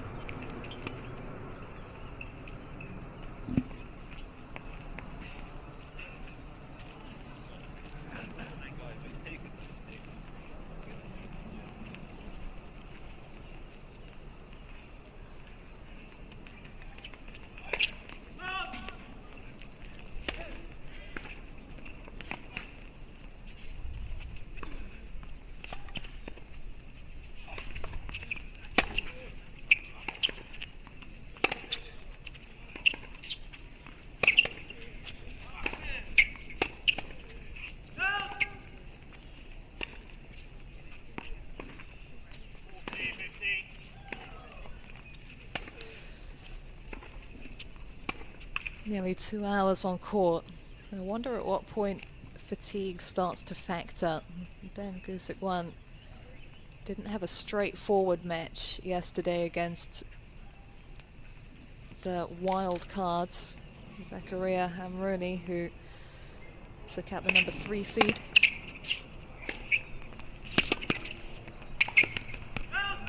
He's certainly having to do a lot more running than his opponent. But the quality of that running, as we've just seen there, just has Bonding going for a little bit more than maybe he would in another clash. And it's resulted in a few more unforced errors, a few more openings.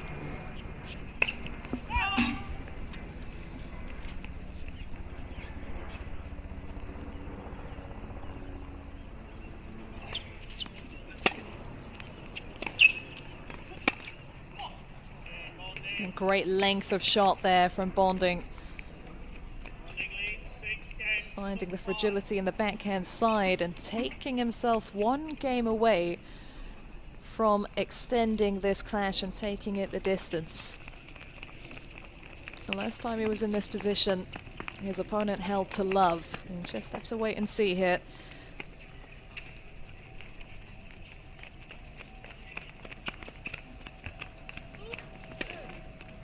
It's great to see tennis of this level at this event, the first singles final of the 2023 Junior National Tennis Championships, the 18 and under event still to take place here next week. I think we'll be seeing both of these boys again at that tournament.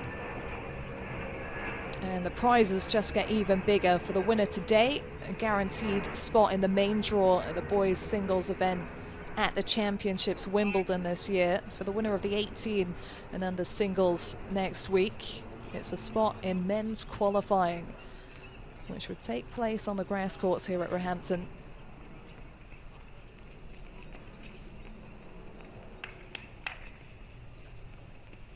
Ollie Bonding top seed here at the 16s event, and currently the highest ranked junior boys player in Great Britain, world number 40.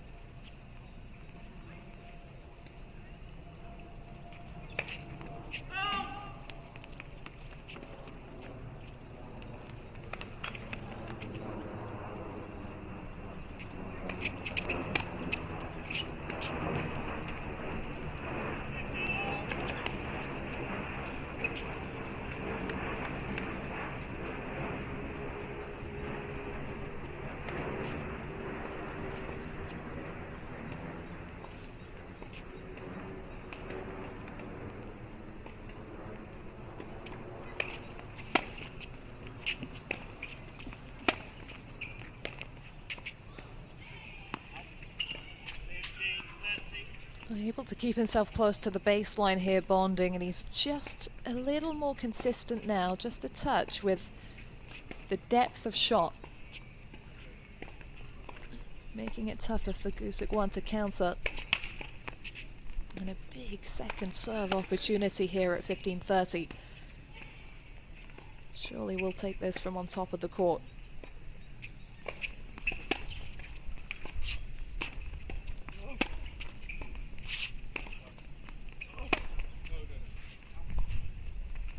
He just tried a little too hard with the length on that occasion.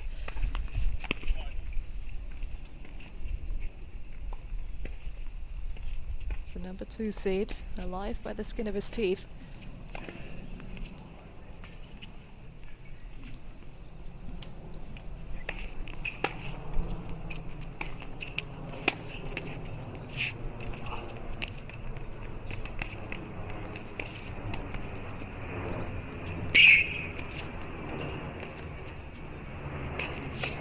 Oh, the drama's hit new heights.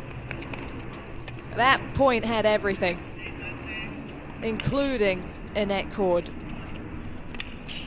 which certainly helped Gusic-Wan out. But he did most of the work there. Could have been set point, but it is game point to force another tiebreak.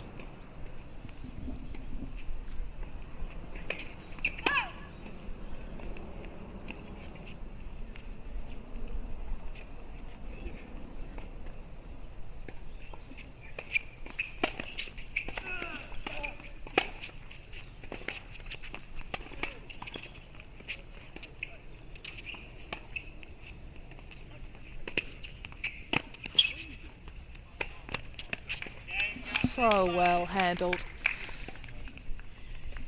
Well, when push has come to shove, he has responded. And in the previous tiebreak, he stormed out to the lead. He had the 5-0 advantage and he never looked back. Can Ollie Bonding start stronger this time? It's essential if he wants to keep his hopes alive here, serving first in the second set tiebreak.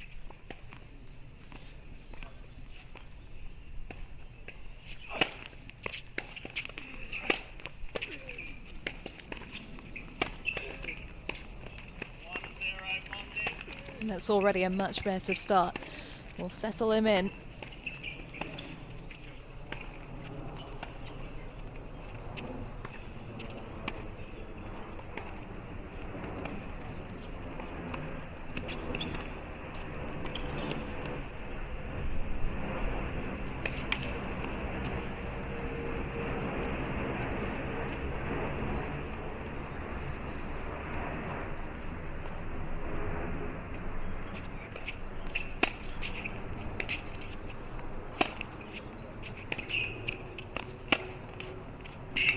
Oh, pinpoint in the corner.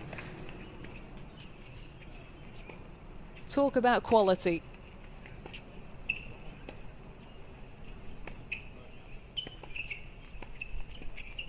Some wait to seize the first mini break at 2-0.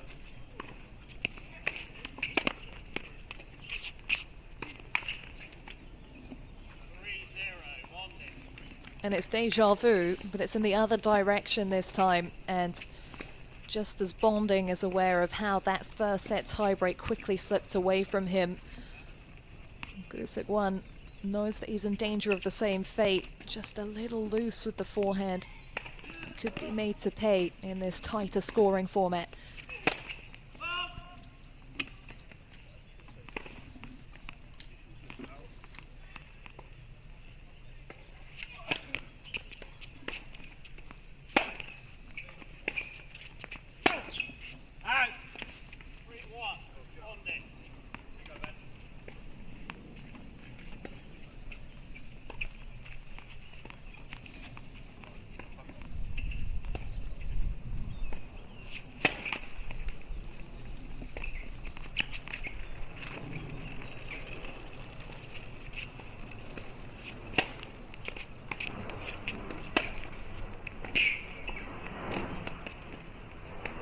Oh, look at the spin on that. My word. It was go big or go home on the second serve. He fully committed.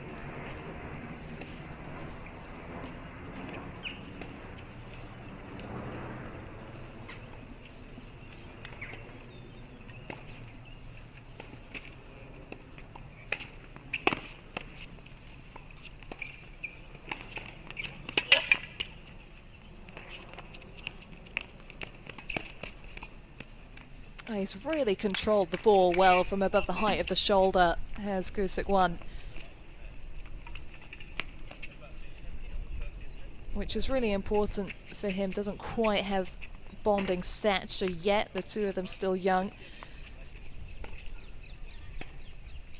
But he's kept himself alive in this tie-break. Still the potential to get this done in straight sets, but bonding with the upper hand. Some encounter this has been, and we expected a close one. I'm not sure we expected it to be quite this close. There has been nothing in it.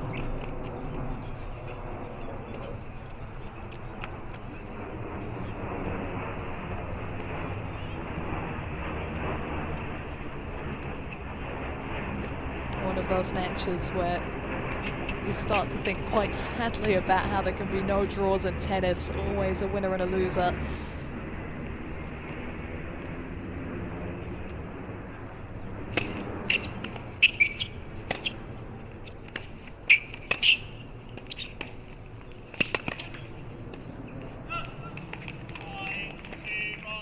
Well, how much is left in the tank for Gusic-Wan?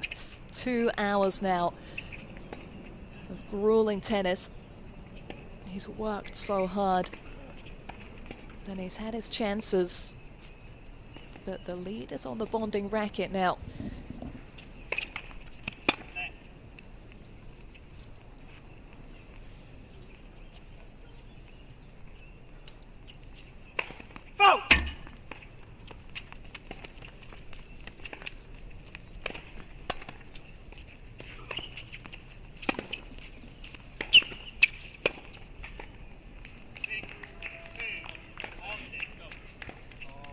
A little rushed on the backhand.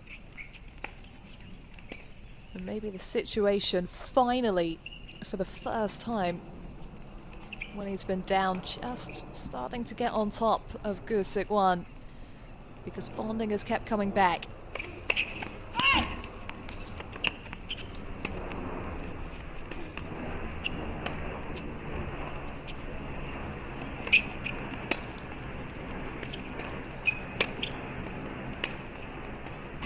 This phenomenal contest is going the distance.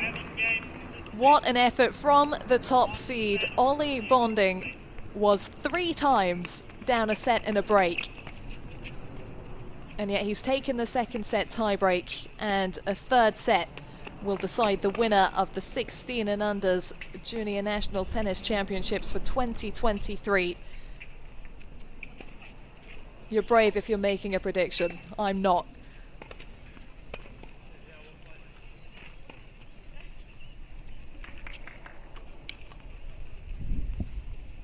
All to play for in this final.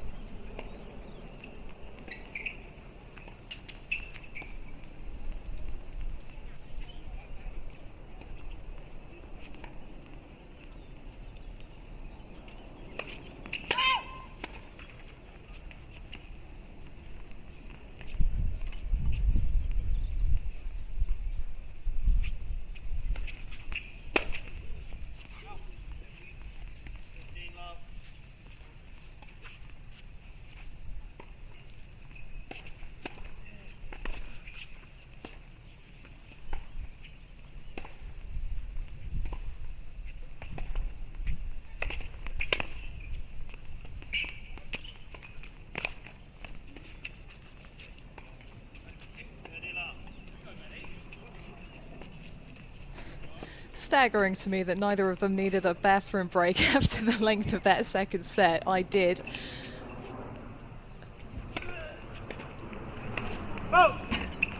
En route, I happened to hear that Hannah Klugman's prediction for this encounter is a final set tiebreak finish.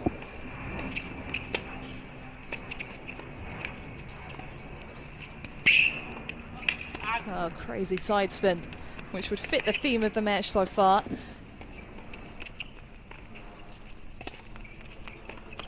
I mean, so far, there has been so little to call between them, balancing each other out.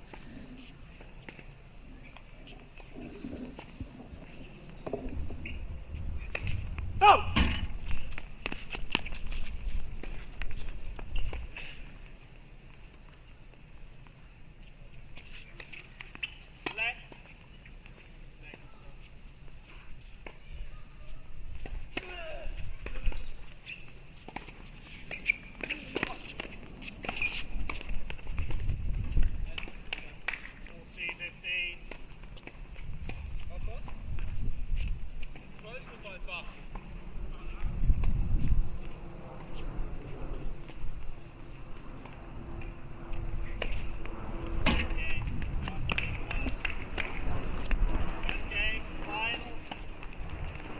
We've seen many games, we've seen many holds, but that's one of the bigger holds for Ben Gusic-Wan. He's the player with more to recover from here. Bonding is all positives. He's come back from a set down. He's come back from deficits. Gusic-Wan, he's lost advantages time and again. And that's a real threat to his mentality out here, to get a comprehensive service hold on the board right at the beginning of the final set. That's massive in terms of his chances in the rest of the match. There were signs of a bit of fatigue at the end of the second set. It was hard to say whether that was more physical or mental. But the next few games of this one should give us more insight on that.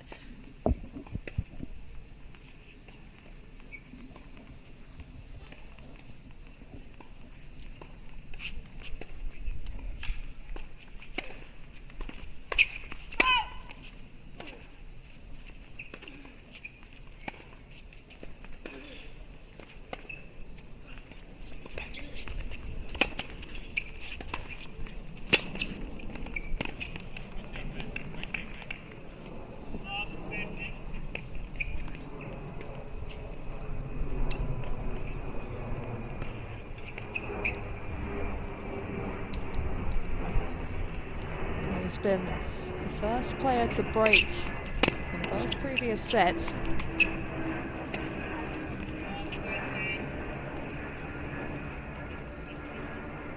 And Bonding, he's fairly quick between serves. And when he can rain down bombs like that, understandable. And the great Roger Federer himself was pretty pacey between serves, but when you're facing the deficit, you might just want to take your time a bit more.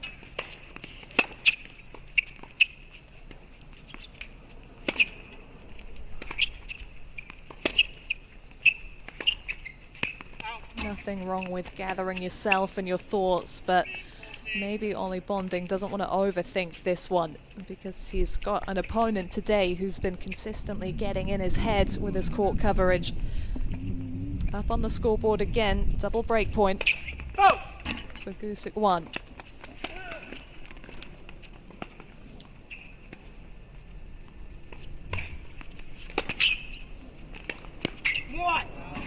And there it is. For the second set in a row, it is 2-love for Benjamin Gusic-Wan. And a big reaction from him. He's a fairly vocal presence on the court, not loud but consistent. But that's been the biggest reaction that we've seen from him in a while. Very positive. He's got to maintain that intensity though. These have been the problematic games for him, the consolidations.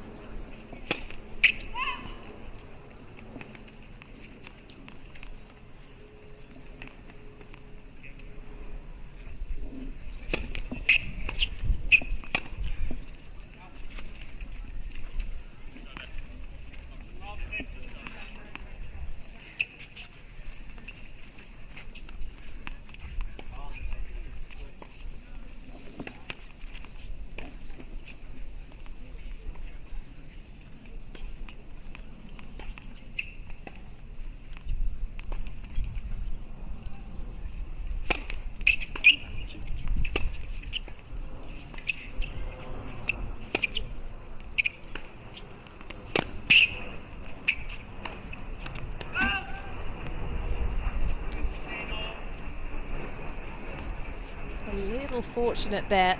The number 2 seed wasn't getting sufficient depth of shot. Bonding had the opportunity to strike big. Fractional miss there.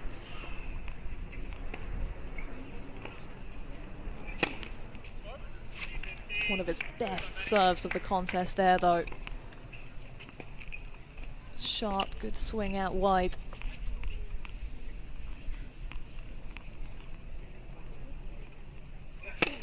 Go!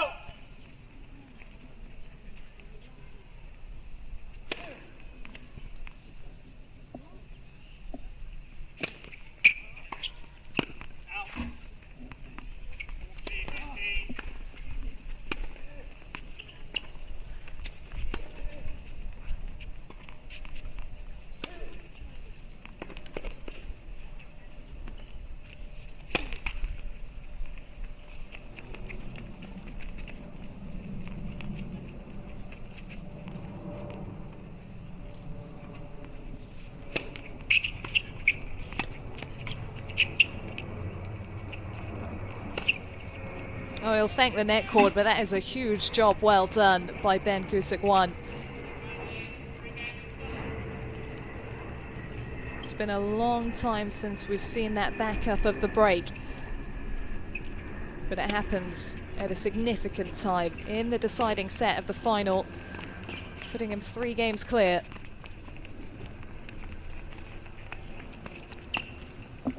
And again, you look to his inner strength, the way he's been able to take disappointments in stride.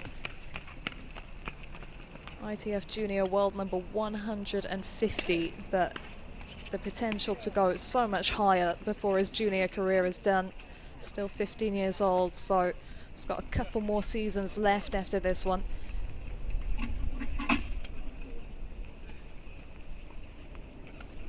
Winner at some of the biggest junior events, not just in the UK, but in the world. We mentioned earlier that Orange Bowl title in the 12 and unders.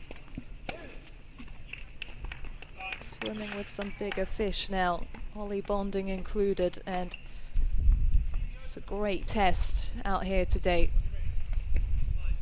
With what we've seen in the match so far, we can't expect the top seed to crumble here. He's got to take it step by step and think of it as just the one break, not love 3.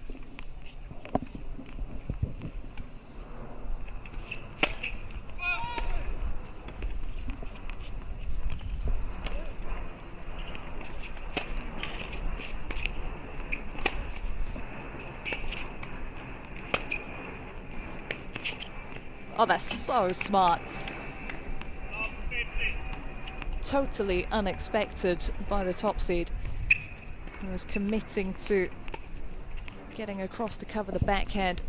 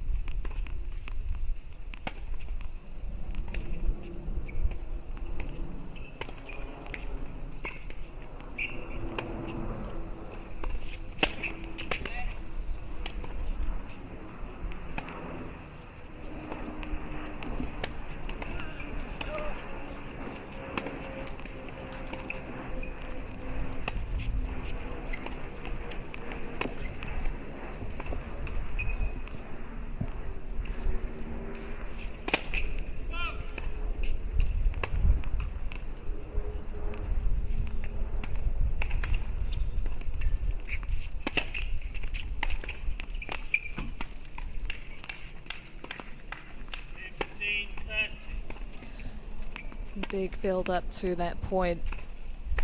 And it didn't shake Gusic-Wan at all. So intentional with his placement. Dangerous, dangerous times now for Bonding. And of course, an ace in response.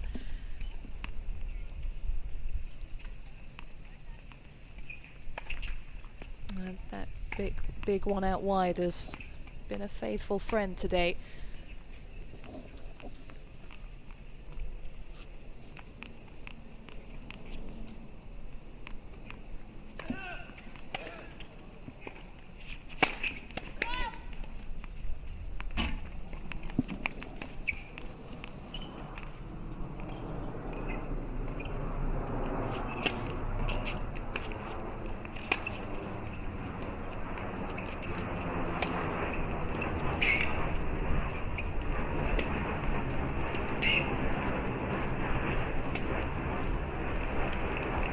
That's well done. Now, those overheads for both players have not always been straightforward today. But the sun was behind him. And you could just sense how relaxed he was in terms of his body language, the swing through that shot. There have been times in this match, maybe with the closeness of the scoreboard and how competitive it's been, that there has been some tension when it comes to putting those slower balls away. Not this time.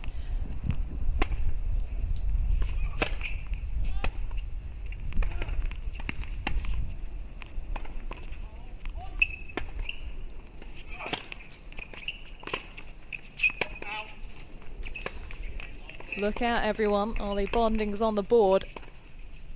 Gusic-Wan leads 3 games to 1. And the hard work starts here for his opponent.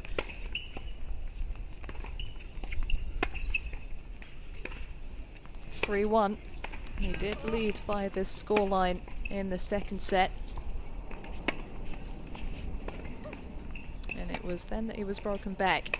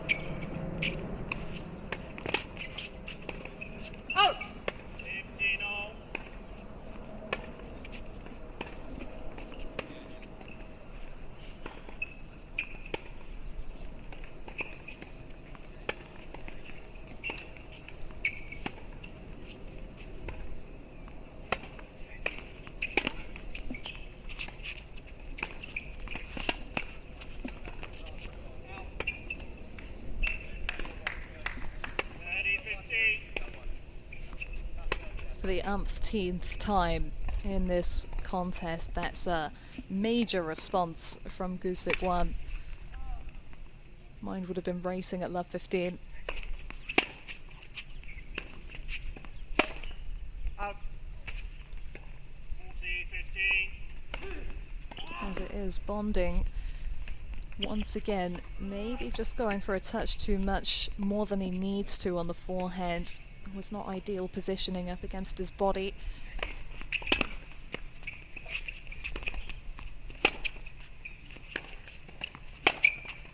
Better look at that one, but the higher part of the net is unforgiving, and this time Gusic-Wan leads 4 games the to number 1. 2 seed does hang on to his advantage. 4-1 he leads. He's been so close so often.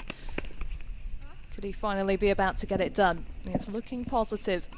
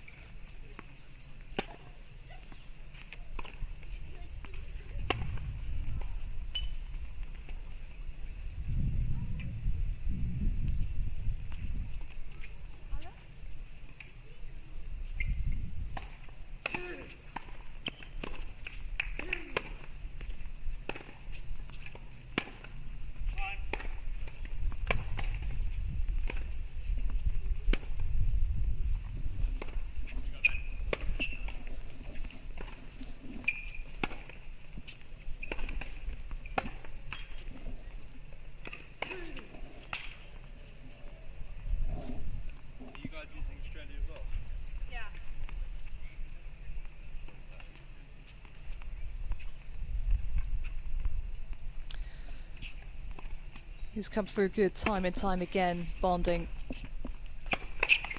Left. When this game feels essential.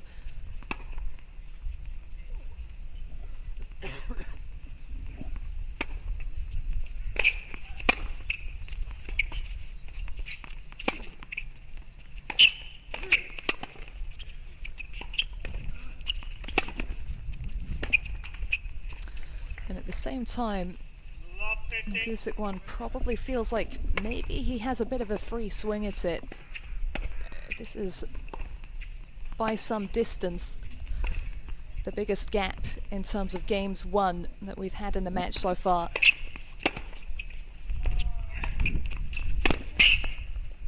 It is just the one break, but when you look at the numbers on the board, it seems like more. Gusic-Wan has to utilize that now to try and get some tension out of bonding, cause him to feel the moment.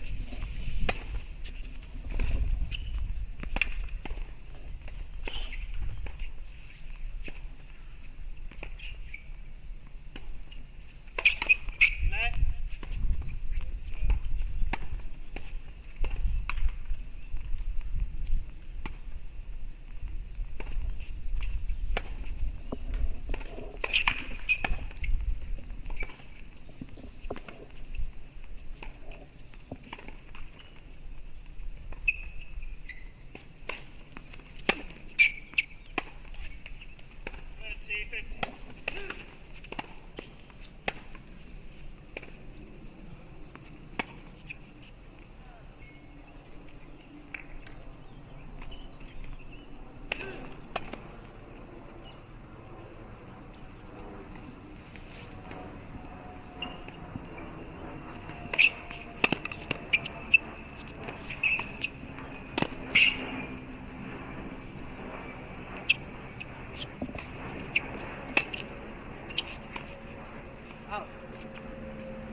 Yeah, it's a shame because he handled that high ball at the baseline really well, bonding. Not as simple as it looked, particularly facing the sun.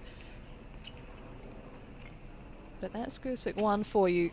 Every half chance he'll seize hold. And the cheap points that bonding has picked up on serve, he's never let them get under his skin.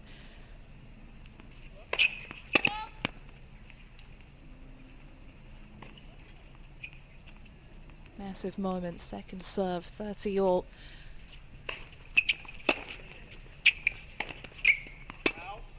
And that was an elite return from Gusic-Wan, going for the placement, shorter in the court, getting bonding on the stretch as a result, as it spun out wide, and here we go.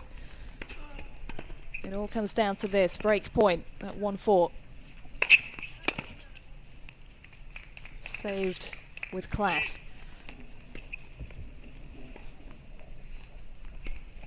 How many more of those does he have up his sleeve?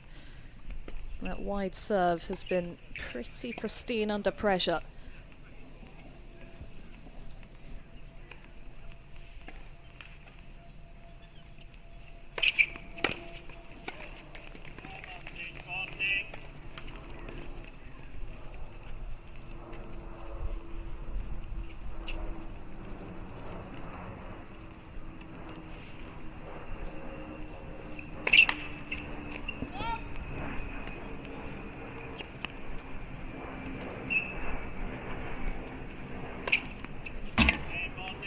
He escapes again. Houdini has a new name. Gusic-Wan leads 4 games to Oliver Bonding still staying alive.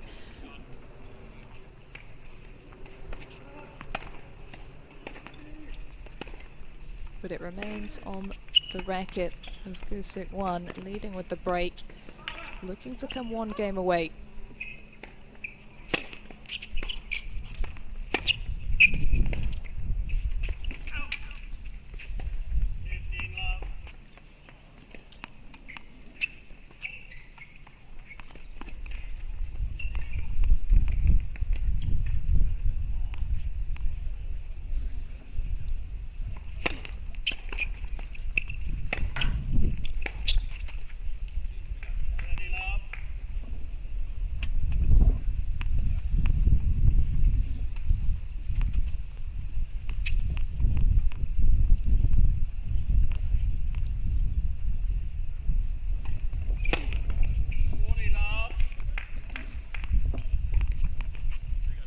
channeling his inner bonding on serve here.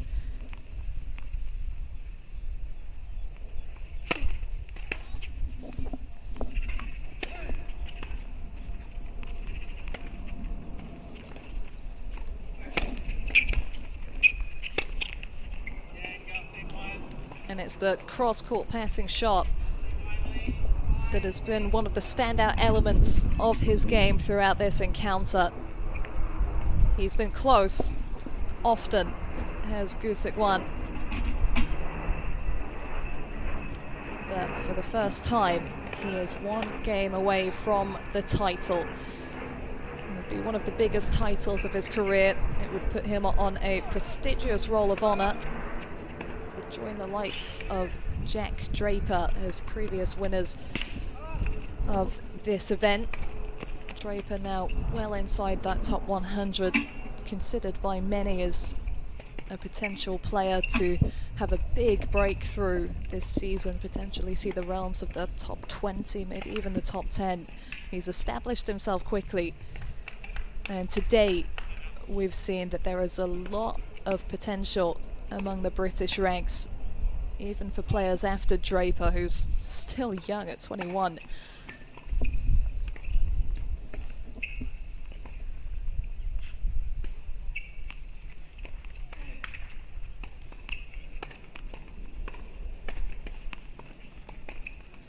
So what does Oliver Bonding have left? Serving to stay in the match.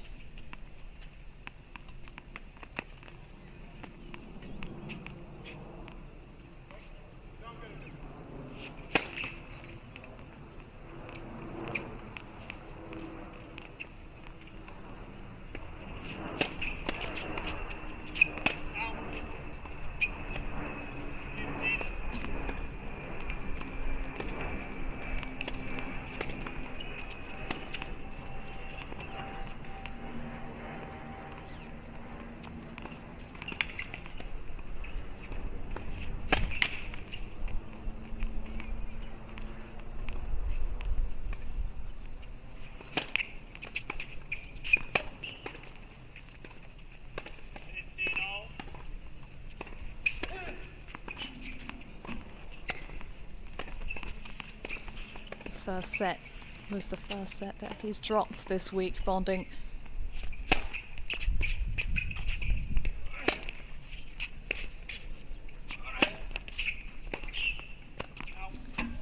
Just 10 games dropped across 3 matches coming into today's final. A very different competition today.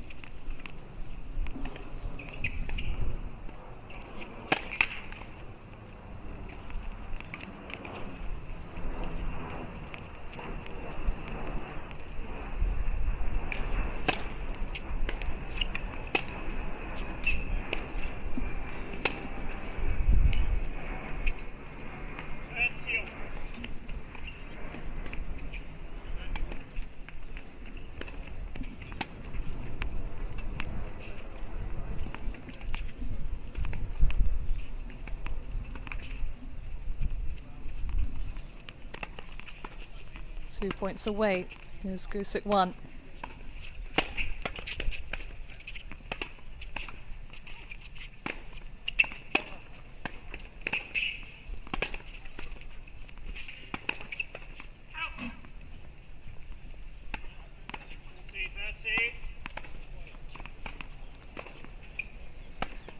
With the finish line in sight, it's so tempting to try and get it done quickly. But when he has the opportunity to make his opponent feel his legs, he has to take it, Gusic-Wan, because Bonding will always have those rockets in reserve. Once again, he serves his way to staying in this. And it comes down to Benjamin Gusic-Wan serving for the title after 2.5 hours of play.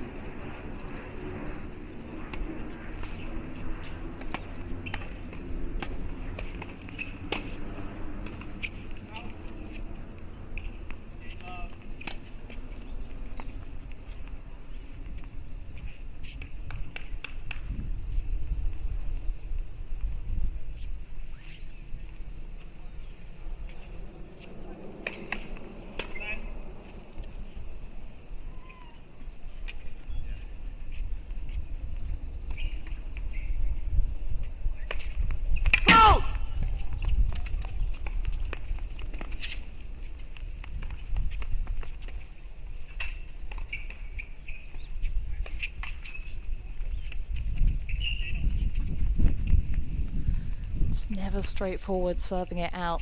There is going to be nervousness.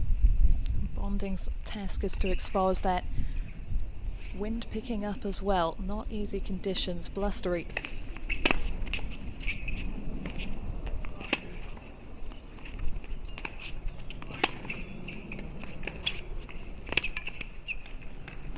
But he's been really efficient with that direction of shot. Gusic-Wan, when he's gone back behind, flattened out the shot a little, caught his opponent off guard time and again.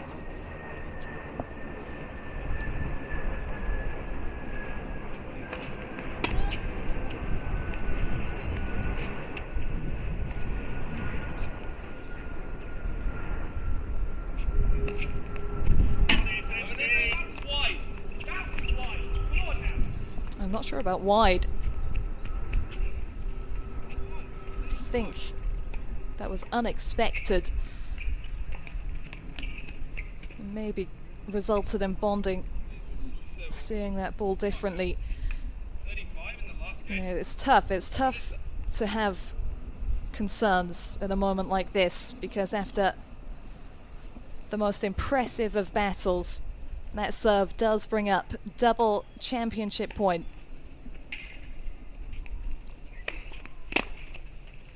So impressive from Benjamin Gusic-Wan, who is the winner of the 16 and unders Junior National Tennis Championships boys singles title in 2023. Phenomenal effort. Gets it done over the top seed Oliver Bonding, who has led the way this week, been really impressive, and my word, it's tough that someone had to lose this one, because both of them truly contributed over 2.5 hours of brilliant tennis. But it is Ben Gusic-Wan who adds his name to the Roll of Honor, joins the likes of Jack Draper and Paul Jubb there. A victory that will be remembered by him and many. A reminder that the girls' singles final between Hannah Klugman and Mika Stojsavljevic is still to come. That'll follow the presentation on court for this match. We'll stay with it.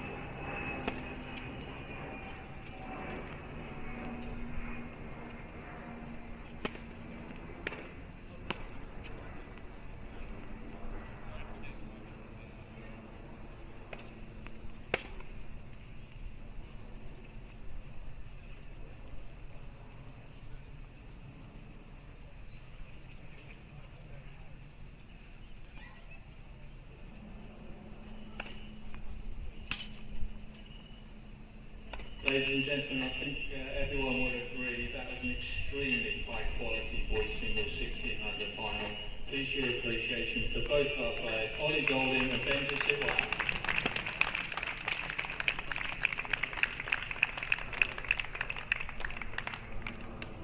And for our presentation for this final, please welcome onto court Leslie Cundy, member of the LTA main board, and Jill Neal, our championship referee.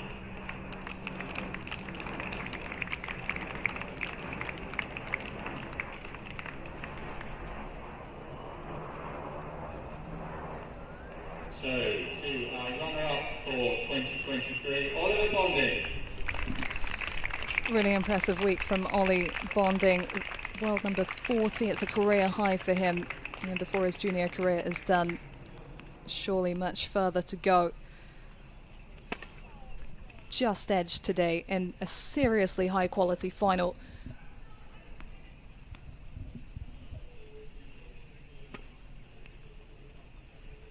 Lots of potential.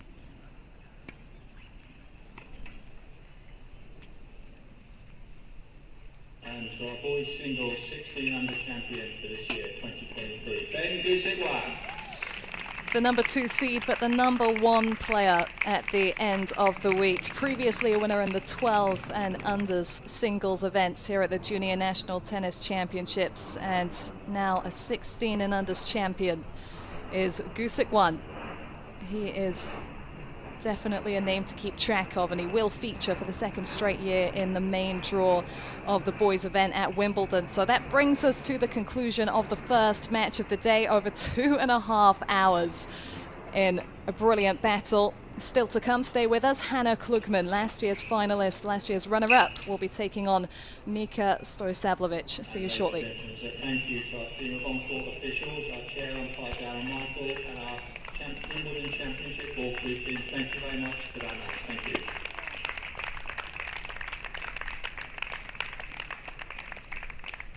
And the girls singles final between Mika Stojsavljevic and Hannah Klugman will come to court shortly. Thank you.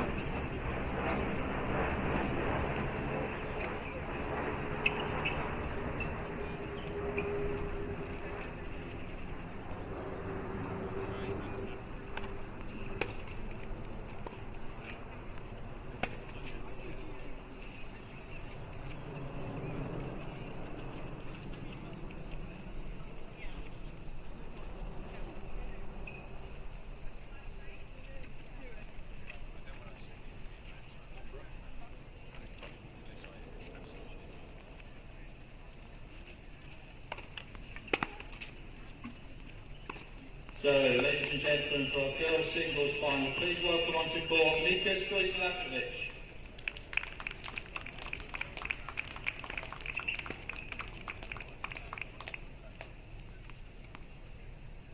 And also please welcome Anna Klugman. Well, welcome back to the National Tennis Centre in Roehampton, where we are one final down and one still to come in the singles here at the 16 and unders Junior National Tennis Championships. Within the last few minutes, a brilliant win for the number 2 seed in the boys singles, Benjamin Gusic-Wan. The 15-year-old got it done in over 2.5 hours. And it was a 7-6, 6-7, 6-3 result for him over the top seed, the highest ranked player in the draw, Oliver Bonding. We've got another top seed on court right now in the girls singles final.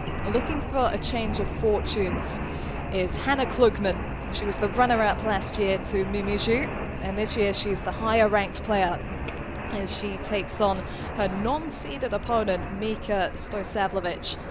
Abigail Johnson back with you to guide you through this encounter.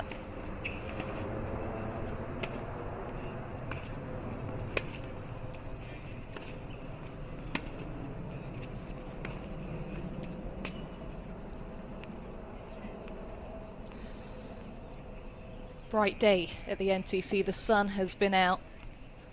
Makes a difference to yesterday.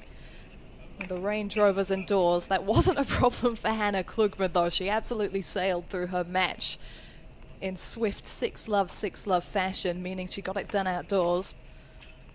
For Stojslavljevic, it was a win under the roof over Lois Newbury yesterday.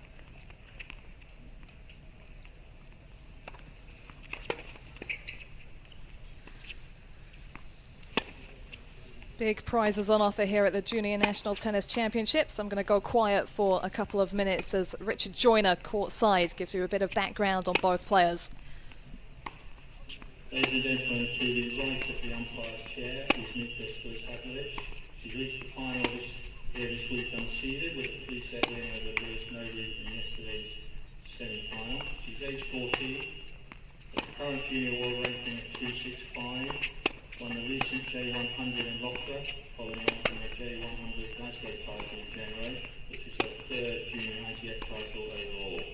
Mika won the inaugural Tennis Europe 1400 Grade 1 Roehampton event last June, where she won the singles and doubles titles. Comes from Acton in West London, and currently trains at the LTA National Academy Loughborough with her coach Ross Ray. Her tennis highlights also include getting to today's final here at the National Tennis Centre. Outside of tennis, interesting to be spending time with her family, especially because they love grandparents in Poland, and also enjoy skiing, swimming and studying. Please welcome Mika Stojslavljevic.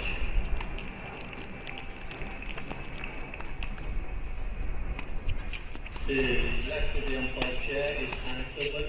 She is 2 here this week and is also age 14.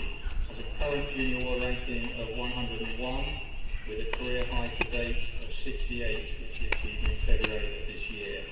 Also in February, won the J200 title in Lithuania, whilst in 2022 Anna reached the final of both Tards and the Orange Bowl, and also collected back-to-back titles in her first ever junior ITF events in Loughborough. She lives in Wimbledon, trains at Reed School in the NTC with Ben Harron, Laura David and Alison Taylor, and her interests outside of tennis mainly involves meeting friends and socialising. Please welcome Anna Klugman. Yes, it was a clash of 15-year-olds in the boys singles final and a clash of 14-year-olds today. It wasn't too dissimilar last year when 14-year-old Mimi Zhu took on a 13-year-old Hannah Klugman. These two pretty much exactly the same age. Stojslavljevic turning 14 in December. A little bit of a difference in the world rankings at the moment. Joss Ray is currently working with Mika Stojslavljevic. She described her as a young player in terms of tennis playing age. Hasn't been going at it seriously as long as Klugman. Has a very sporty background, Stojslavljevic, so only went tennis specific a little more recently, but does train now at the Junior National Academy in Loughborough. And Klugman, a Wimbledon girl, is close to home here this week. He's been looking at home on the court as well with the run that she's had so far. 3 matches played. And in total, across those 3 matches, she's dropped just 7 games. 6-2, 6-3 in the first round over Heidi Kern-Kan for Klugman. And then 6-1, 6-1 over the lucky loser Molly Robinson. And then in the semi-final, she was just relentless against Tegan Bush. And it was tough conditions, it has to be said. Even though they got that match in outdoors, the wind was biting. It was very cold. And Bush not quite able to handle the all-court ability of Klugman. So it was the 6-love, 6-love win that takes Klugman into this match, but also double match winner yesterday. She got the doubles trophy alongside Hepzibah Aliwaderi. So they have already been crowned doubles champions. Klugman looking to do the double today. Stojsavljevic, meanwhile, has also been pretty impressive in the week so far, but had to fight a little harder yesterday. So in the first round, 6-1, 6-2, she went through over Daniela Piani. And Piani actually went on to win the consolation singles final. So in retrospect, that's a really good win for Stojsavljevic. Followed up with a 6-2, 7-6 result over Flora Johnson, who'd taken out the number 3 seed. And then yesterday came from a set down for a 4-6, 6-2, 6-2 result over Lois Newbury, who'd taken out top seed Aliwaderi. So some confidence-boosting results for Stojsavljevic, who now says, as you would have heard from Richard, that this is a highlight of her career, making it to the final of such a prestigious event that has a former champions list that includes Harriet Dart. She won the 16 and unders event in the girls singles in 2011. And today, one of these two is going to join her on the honor roll.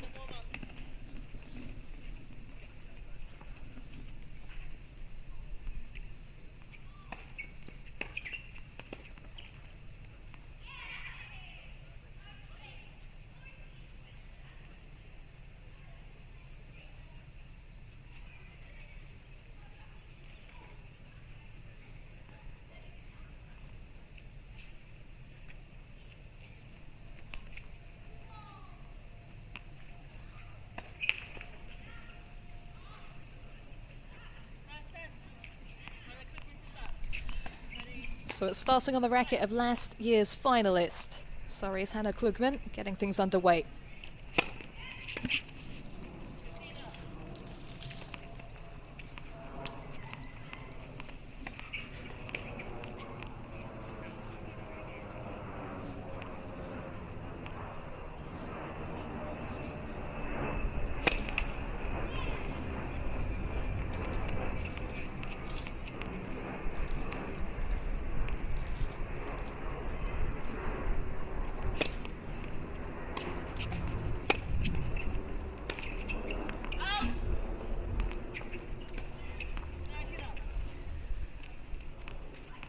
Stojsavljevic did get a little experience of this court yesterday, played most of the first set against Newbury on this court before the rain hit. Wasn't the first time, and I don't think it was the last time either, yesterday when that downpour hit.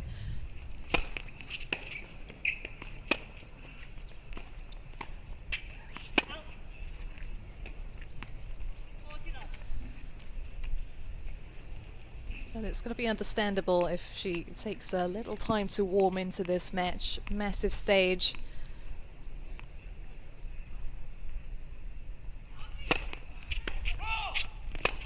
Definitely going to be some early nerves to shake off. So it would help if she can get a foothold in this game.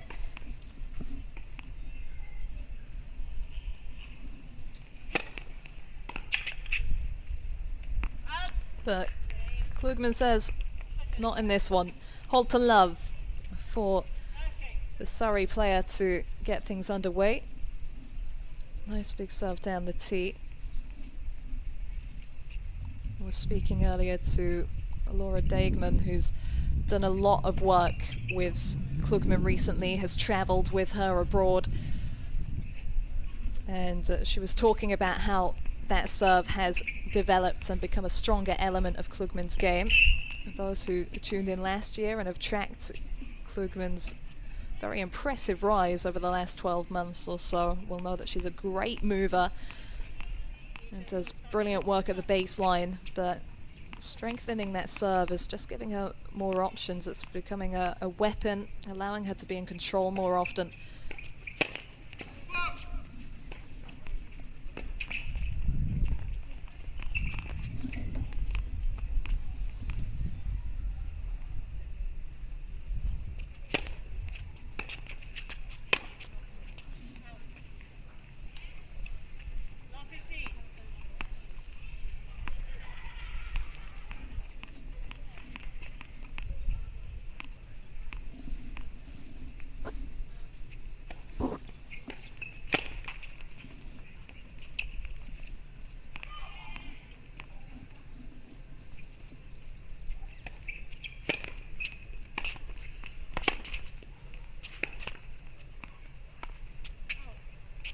Well, she was a surprise that the call didn't come there, Stojsavljevic, but we do have the umpire in place, linesman at the back, so she knows it's not worth arguing.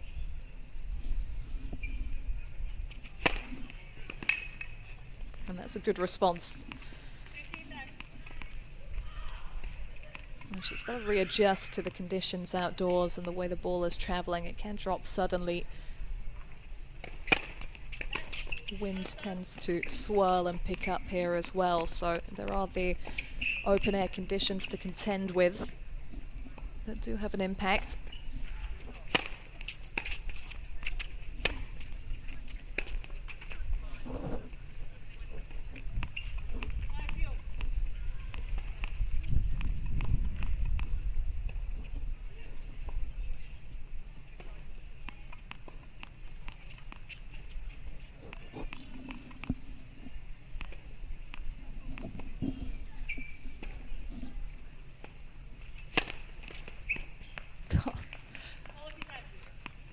Strong serving under pressure here.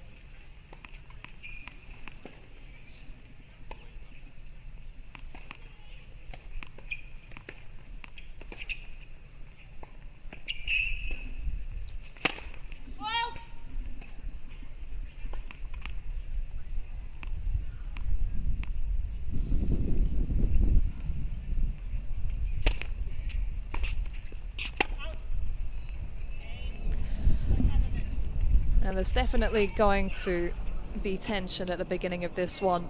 It's a massive opportunity today. One of the biggest tournaments in the UK, in fact the biggest junior tournament in the UK outside of Wimbledon.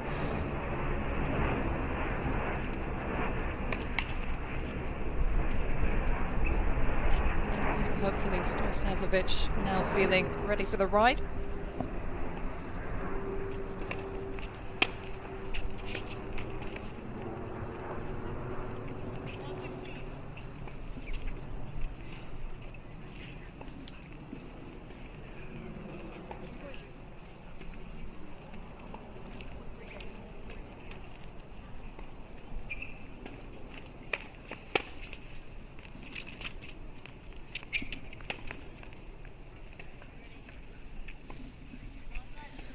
She was off the mark really quickly there. Good tracking of the ball from Stojsavljevic.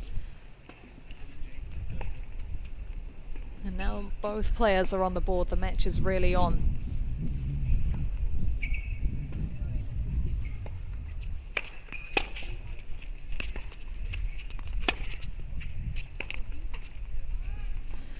And the test has been posed for Klugman. Success in this game for Stojsavljevic, going deep into the body, not giving Klugman those angles to work with, and she's struggling a little. Triple break point.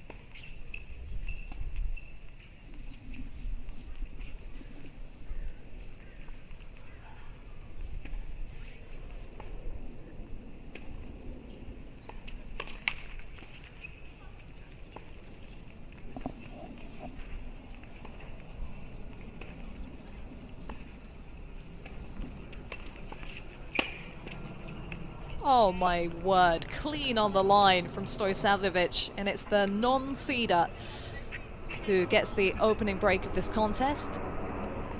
Sits down at the first change of ends, the first sit down I should say, at 2-1 up. If you hadn't already gathered, that backhand is the stronger side for Stojsavljevic, and indoors yesterday she was absolutely cracking it in the final set. It was so difficult to go up against. It's already a world-class shot.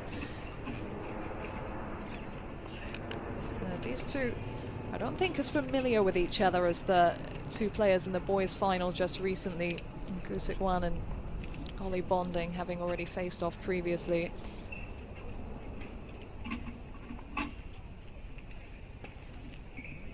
So it might just take Klugman a little bit of time to work things out here. But also, we've talked about this being a big stage for Stojsavljevic. It's a real challenge today for Klugman in another way, because having risen the way she has over the past year, she's got a real target on her back now. She's very much seen as the player to beat. She has to handle that expectation, that pressure.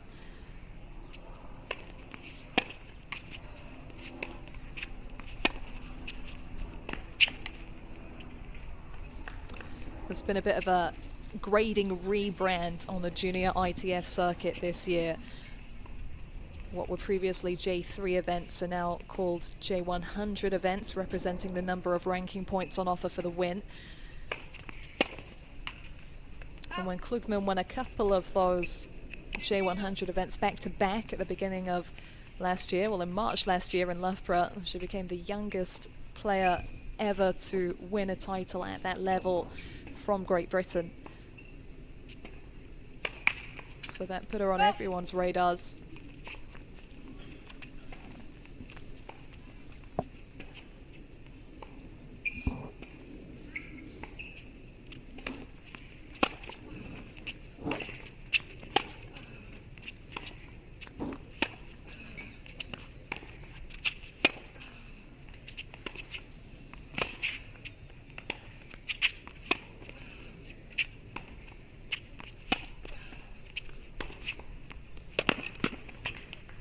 And she's getting good rhythm here, Stojsavljevic. And she's one player from this tournament who does have the weapons to hit through Klugman if she's able to keep Klugman on the back foot in a way that not many players are. It takes some doing because she is such a great mover.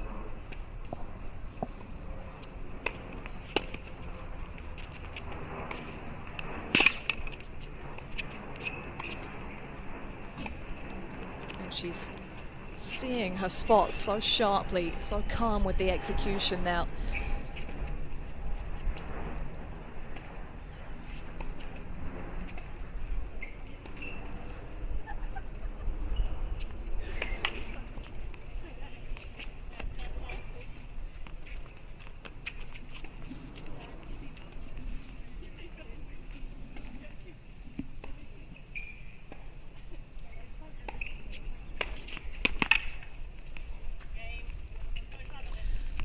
Well, she's not put a foot wrong, Stojsavljevic, since the middle of the second game of this contest, bringing a high level to the 16 and unders girls singles final, the 18 and unders event to take place here at the National Tennis Centre next week.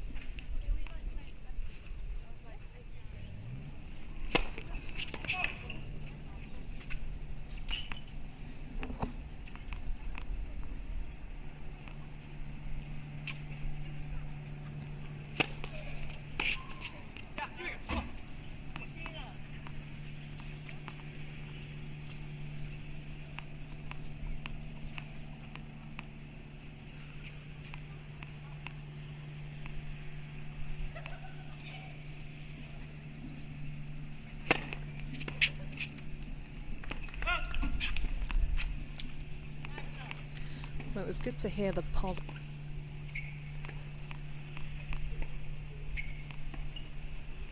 Really getting vocal.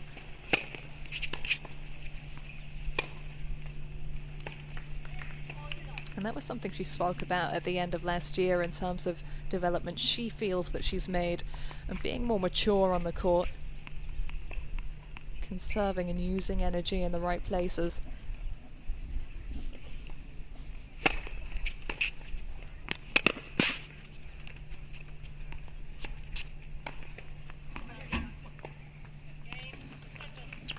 And just able to get something a little looser on that more vulnerable forehand side of Stojsavljevic, and Klugman keeping it close, still down a break, but just one game away from her opponent. In this final match of the 16 and unders event at the Junior National Tennis Championships.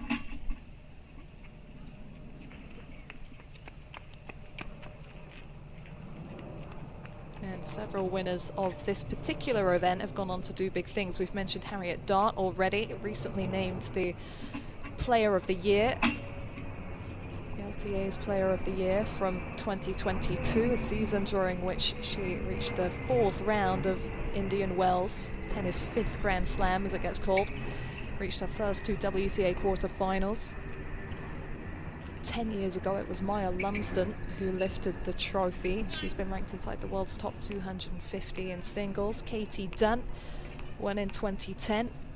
A former competitor at Wimbledon went toe-to-toe with Yelena Ostapenko on centre court a few years ago.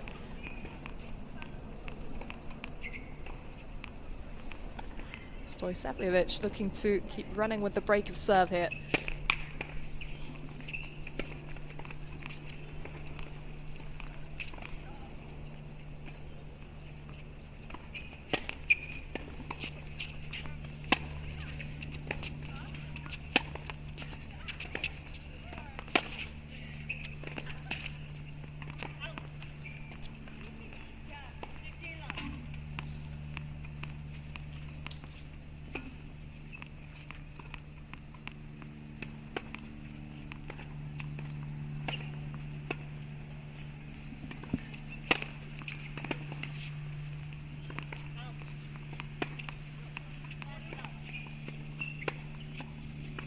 That T serve has really been making itself known early on, coming down at pace.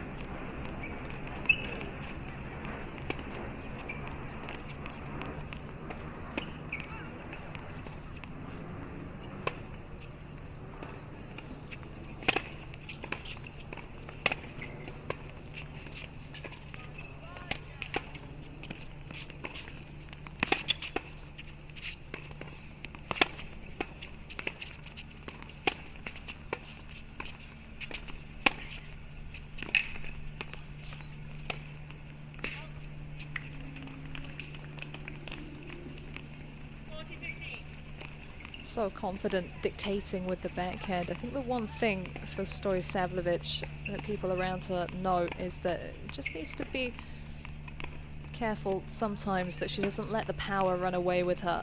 Klugman's a player that will make her play a lot of balls. So can she keep it under control?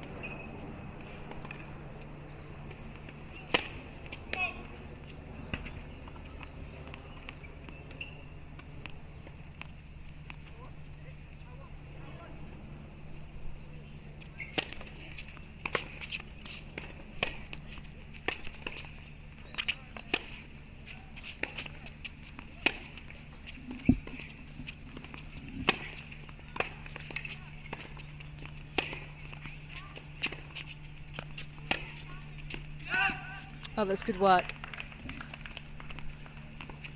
Klugman's counter-punching ability being tested to the max by Stojsavljevic there.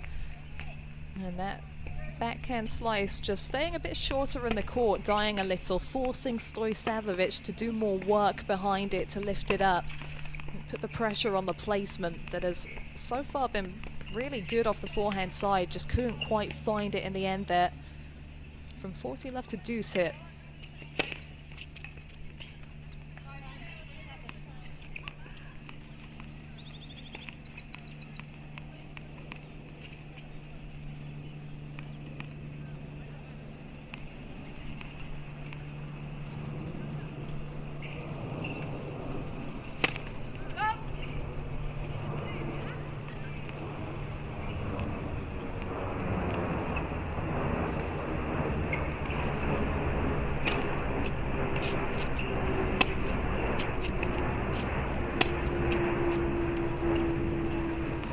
That's where Klugman is starting to have more success. Length of shot into the body. She's worked out quickly that that is necessary to take that ball off the strike zone of her opponent.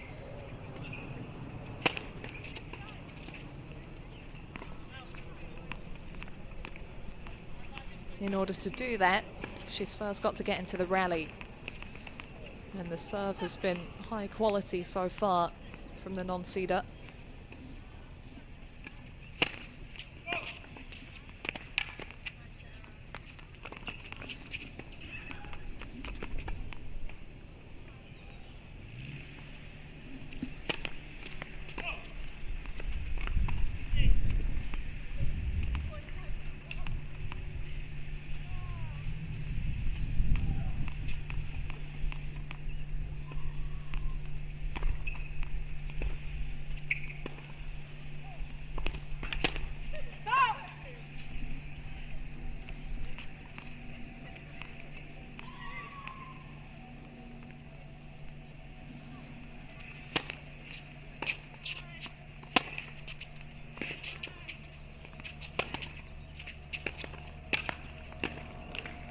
Good dip on the ball, and we saw Gusic-Wan do that really effectively against Ollie Bonding in what in some ways is a similar matchup to this. Gusic-Wan often at the baseline as Bonding made the approach, looking to make his opponent uncomfortable.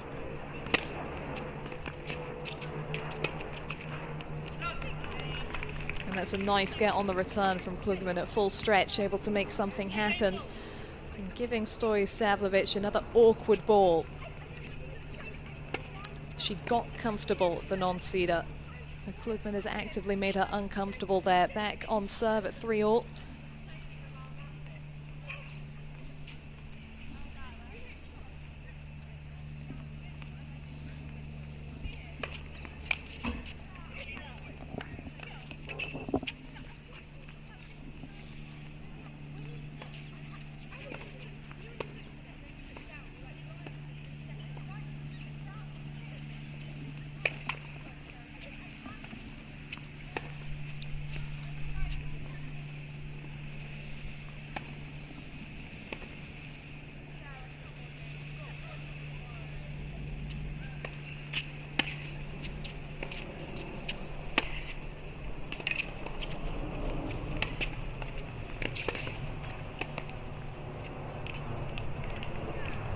Well done. And that forehand is less likely to be a finishing shot for Stojsavljevic, so she knows it's really important to keep that placement precise and to be ready behind it for that ball to come back. She had a real stable positioning for the volley, able to see that point through really nicely.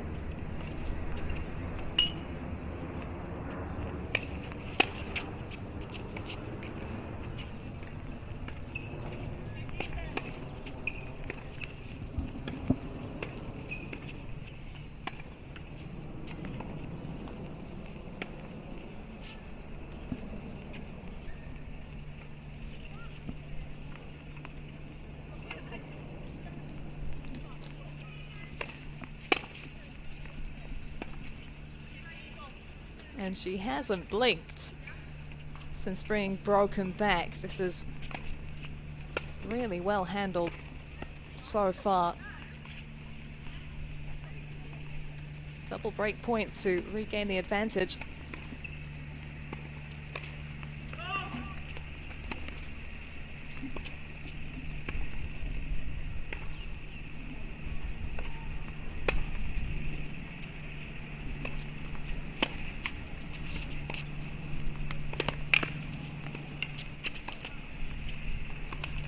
Oh, nicely done. Around the back of the ball, that was an awkward shot to hit, and she's not naturally a front foot player, Klugman. It's something that she's working on more. Imposed herself well in that position.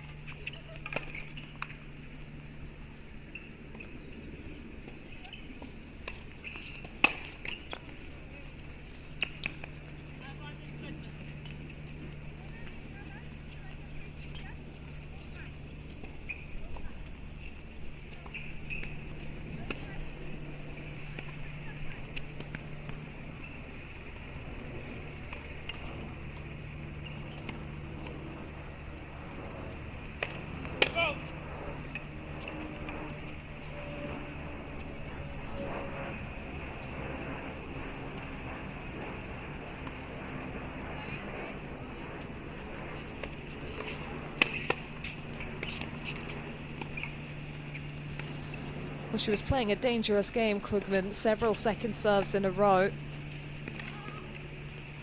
Just giving Stojsavljevic more time to find her range as she goes for those returns. She's not going to hit the mark every time, but the more openings you offer, the more chances she has.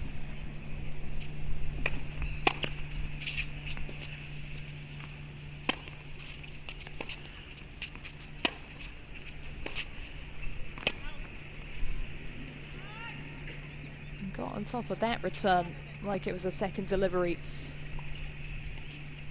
Another chance to regain her advantage. Break point number 3 here.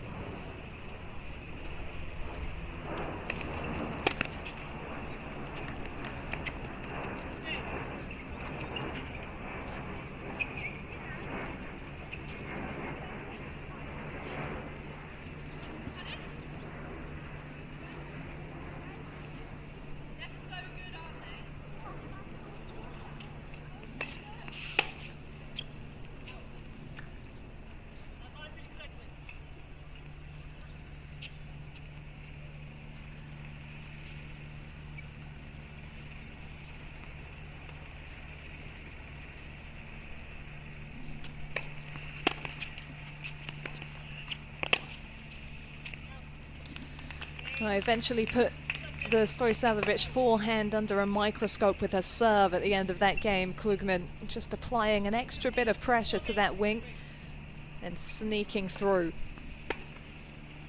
So 3 games on the trot for last year's runner-up.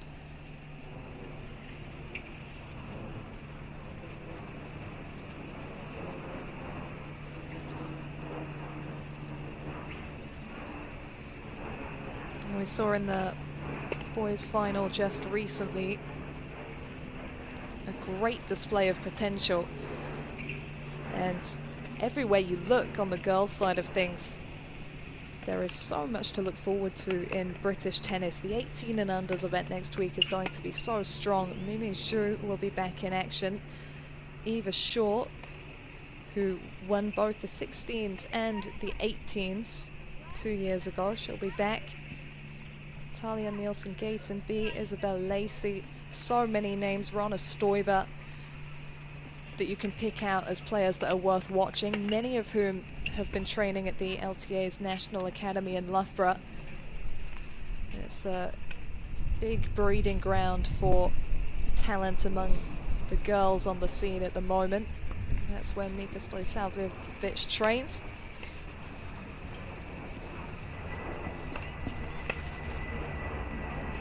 Serving here at 3-4.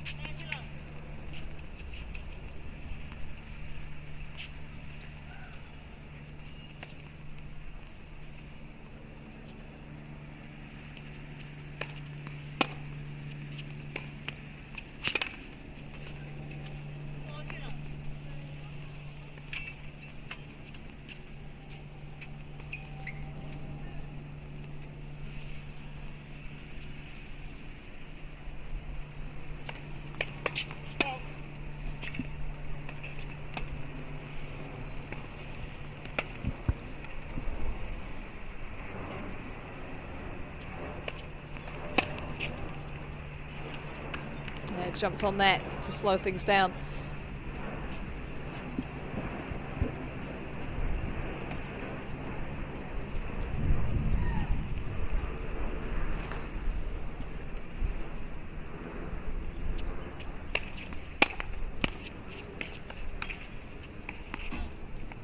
And sometimes that's all it takes, a bit of slowing down. Stojsavljevic has already been taken 2 deuce from a 40-love advantage in this match. Point by point, things can change incredibly quickly.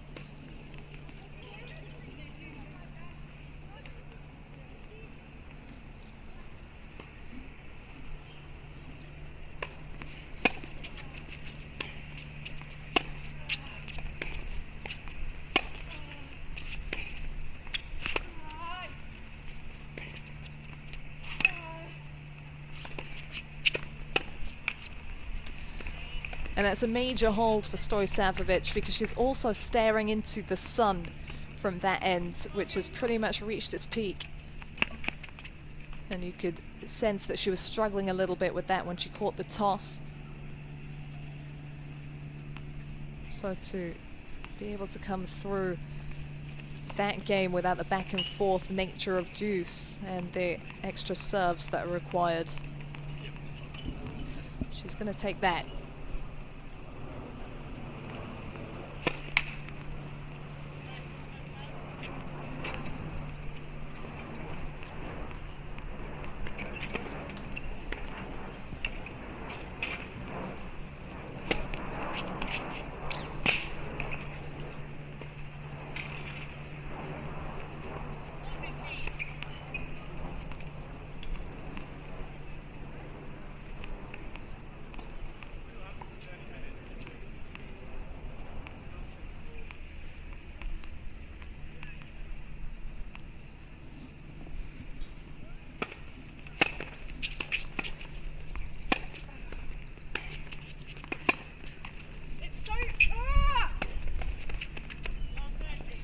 Yeah, there was a little bit of audible frustration from Klugman in the previous game, and it's starting to bubble because Stojsavljevic is really finding her groove with that longer, deeper ball into her opponent's body. Both of them have used it to effect.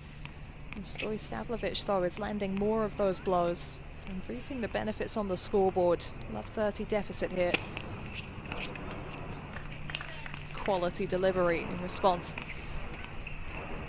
There's been a good crowd courtside watching for this match and the one previous, and Klugman will have a lot of support being from Wimbledon down the road.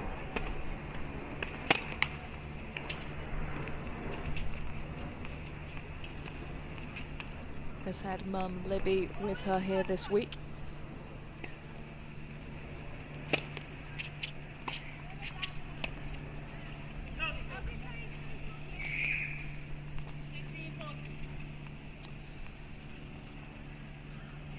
Well, there was a little bit of tiredness, it seemed, in that backhand slice from Klugman. Unusual from her, a little bit loose. Unusual shot choice. And it puts her in a precarious position. Double break point.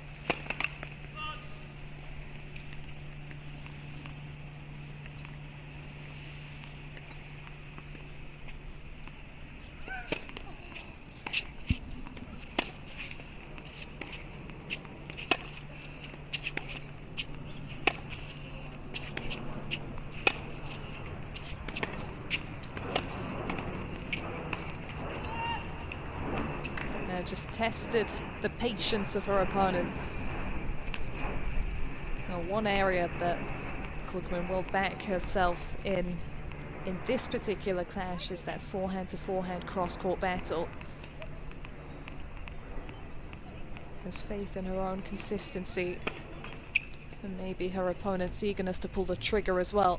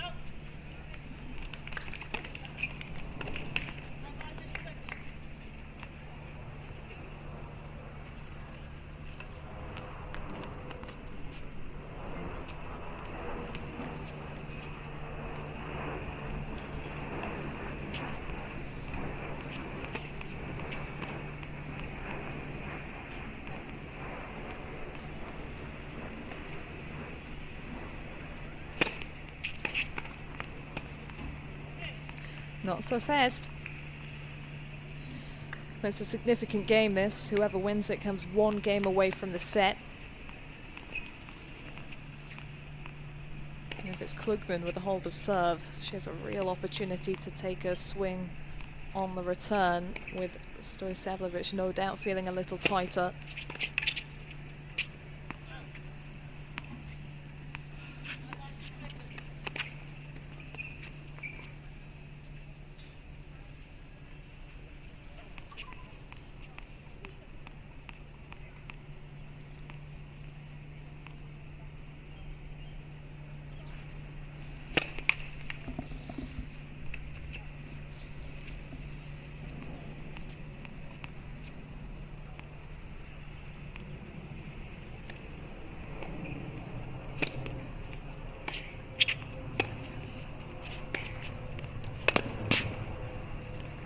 Even Klugman's wheels were not going to track that one down. Stojsavljevic, with the aggressive nature of her returning, looking to get herself up on top of the baseline quickly. And then taking the ball early on the rise. She's swiping time away from Klugman there. Longest game of the match so far.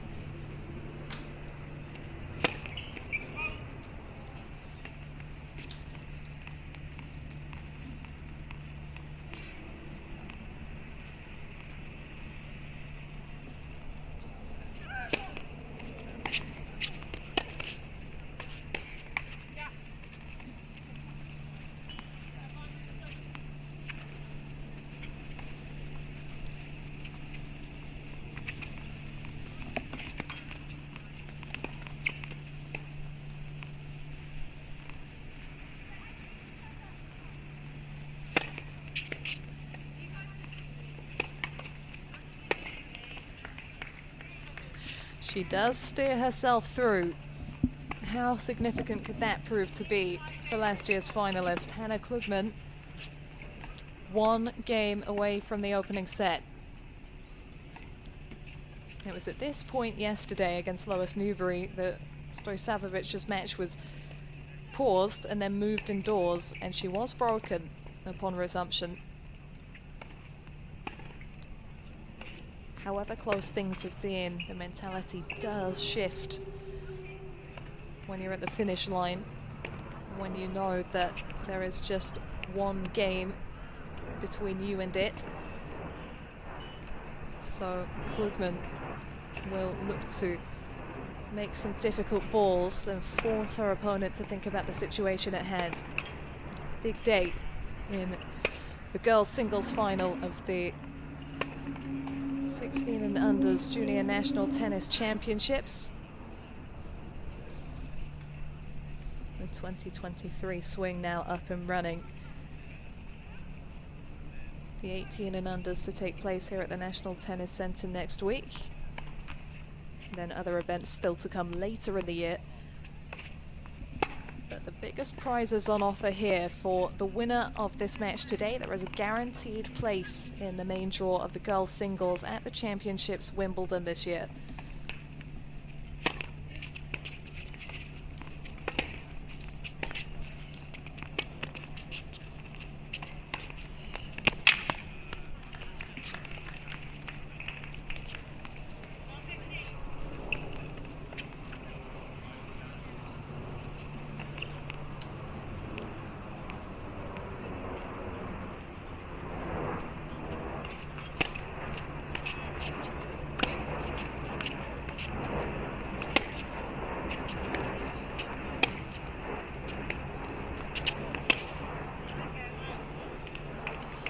Well, with the best players, it's all about timing.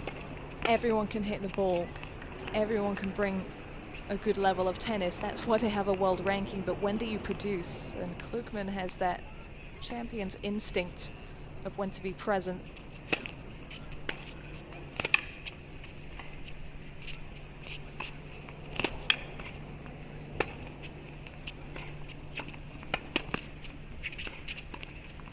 And she's absolutely stepping up to seize the moment here. Unflinching as a couple of extra balls came back. Triple break point is also triple set point.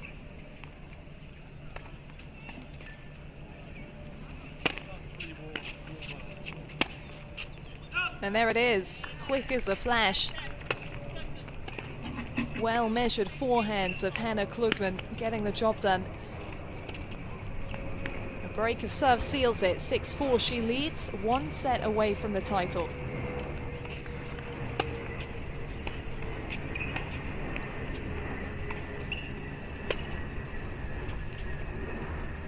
A great insight there into why many have Klugman marked out as one to watch. She will not feel that was her best tennis, and yet she timed it to perfection. There were obvious irritations. She didn't let them get on top of her.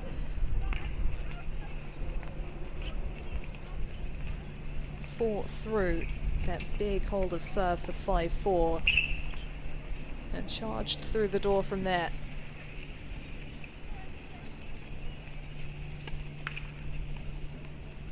Definitely not over for Mika Stojsavlovic. This is the exact scoreline she fought back from yesterday. But she knows she's got a big challenge on her hand today against a more experienced opponent. Over 100 spots separating these two in the junior world rankings. Klugman having reached her career high of number 68 in February of last season.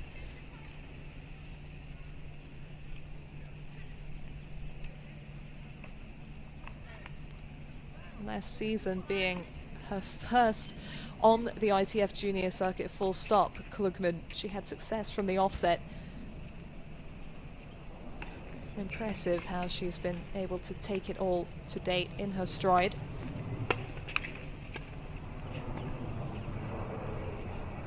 The opportunity to hang on to the serving advantage, serving first in this second set, courtesy of the break.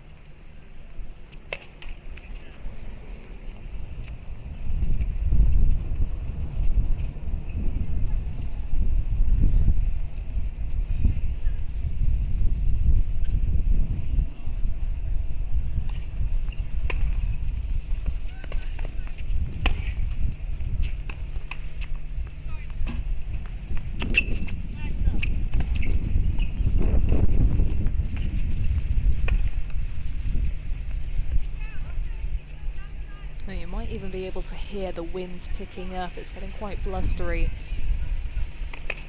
That does play into Klugman's favour. Stojsavovic likes a steady ball to strike through.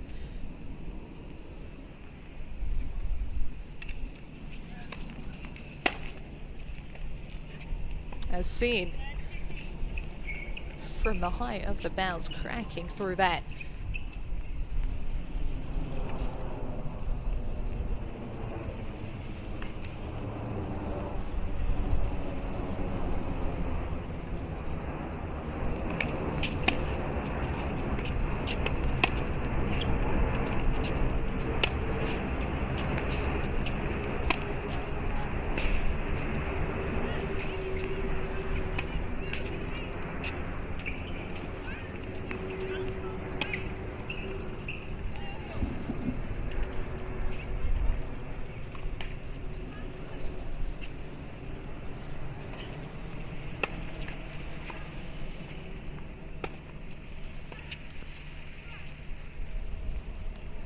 She is serving from that sunny side of the court, Klugman. Not easy on connection. And Stojsavovic might look to utilise that.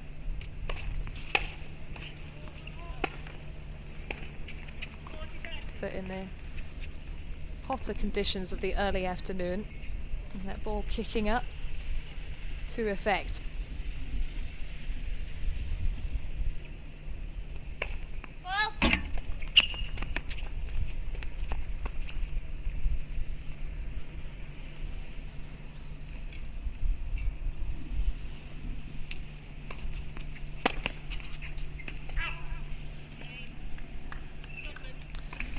Once again, she has the timing nailed down to a T, a literal T, with that big delivery down the centre of the court. Hannah Klugman keeping it rolling.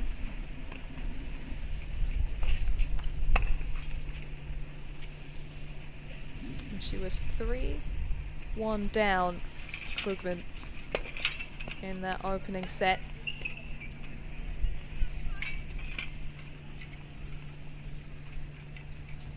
She's won 6 of the last 7 games of the match. And some of these points have been lengthy, so it hasn't felt like a whirlwind, but slowly and surely she's steered this match back towards her tempo.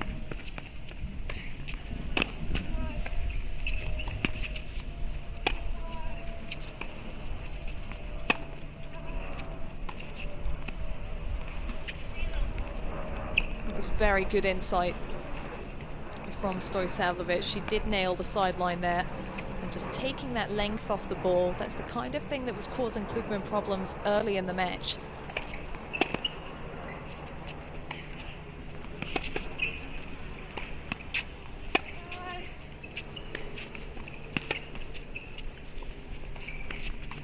Case in point there, her lateral movement, Klugman, is very good. She won't mind moving side to side. But if you can catch her off guard with a shorter ball after pegging her at the baseline, she could be in a bit of trouble.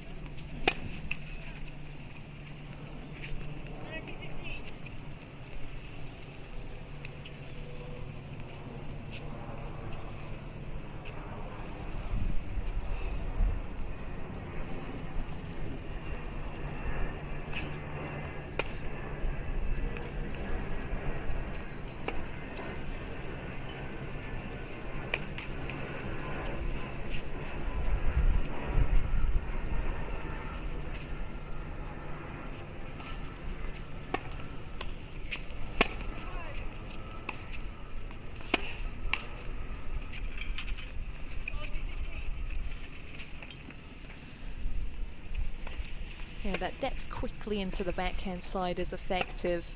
Klugman looking for the clean strike, and she's so far behind the baseline, it's going to be tough to get that lift on the ball.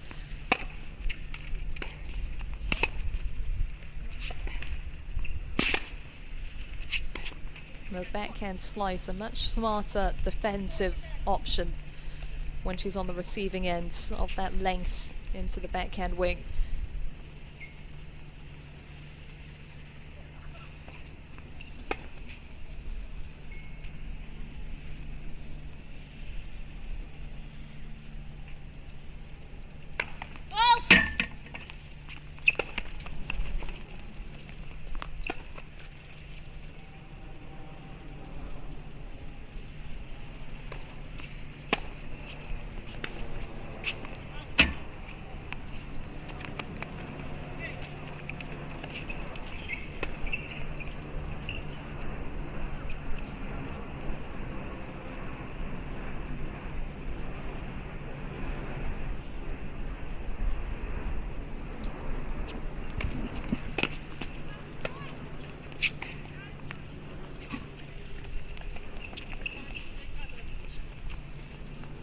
Good looseness in the shoulders, nice swing through the ball from Stojsavljevic. Would be very easy to get tense at that moment, having lost the lead in the game.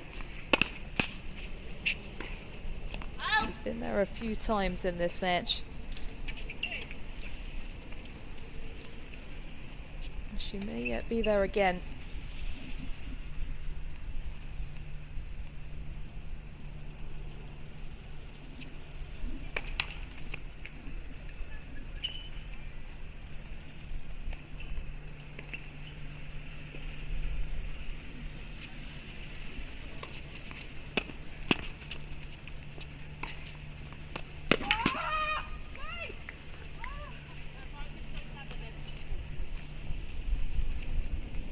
There was very little in that forehand.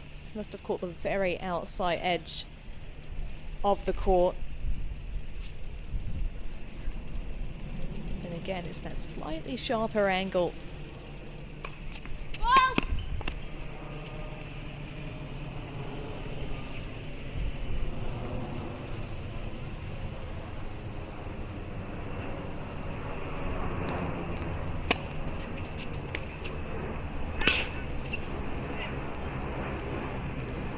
It's the right shot to go for. And there was not a big window there.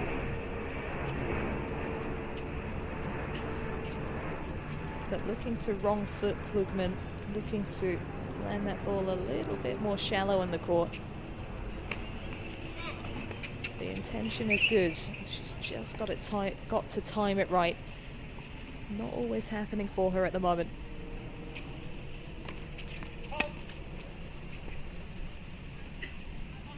And the length of some of these games maybe just starting to add the pressure.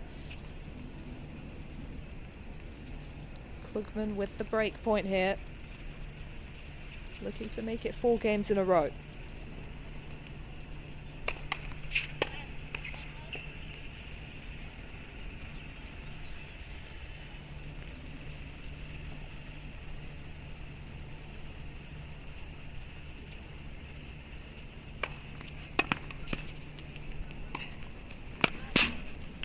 And that one sails. Klugman was tracking it every inch of the way.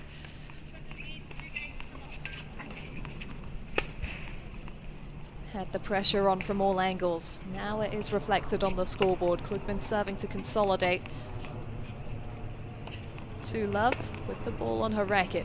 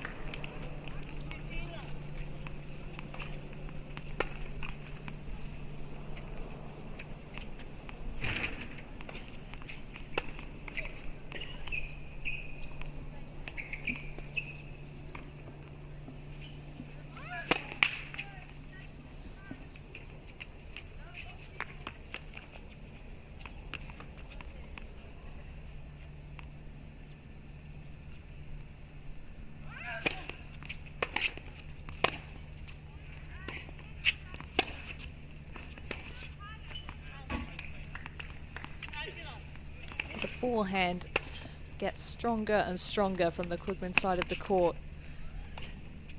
Wasn't really allowed to find her groove with it in the early stages of the match, but she's stamping her authority on this one now, riding the momentum. Stojsavljevic just feeling that flow against her at the moment.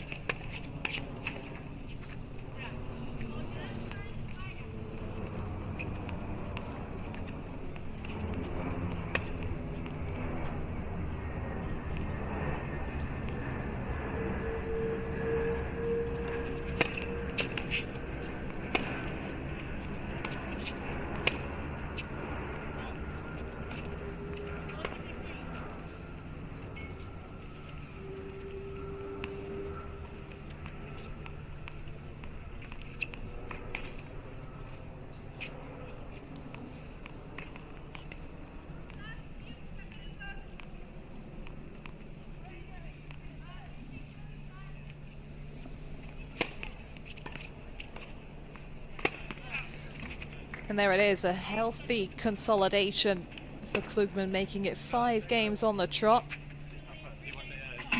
It's really impressive how she's managed to turn this around, but she's not done yet. Has to keep the focus to the finish line. Big game coming up for Mika Stojsavljevic. Once they're back at the baseline.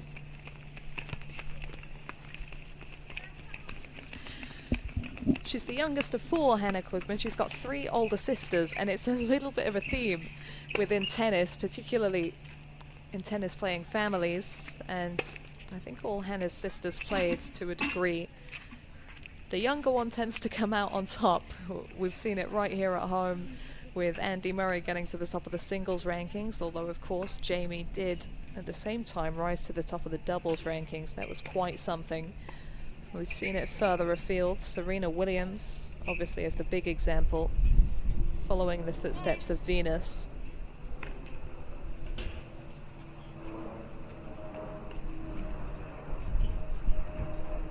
I think even Karolina Pliskova is the younger Pliskova twin. There's just something about being a younger sibling. Alex Zverev on the men's side, 10 years younger than Misha, his older brother. They've always got something to aim for and to aspire to. That constant motivation to improve.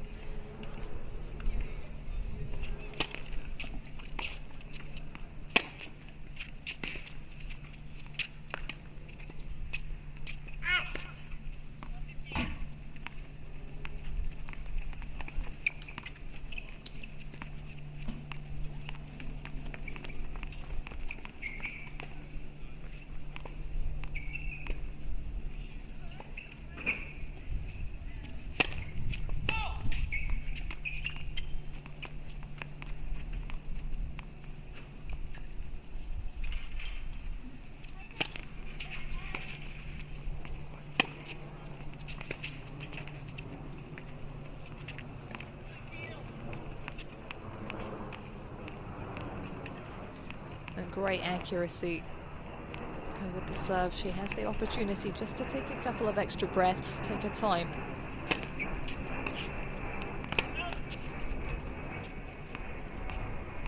And for Klugman, she doesn't want to be offering anything cheap like that when she has her opponent's back against the wall. You've got to be cruel in this sport and kick them while they're down.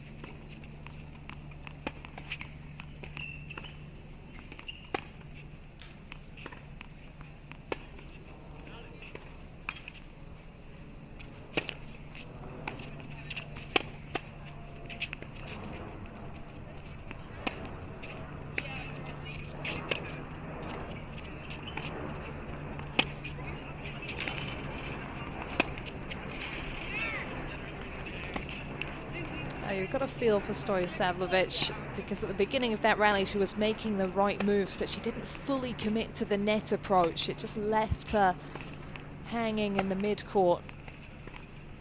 Allowed Klugman to unseat her with the placement. It's break point.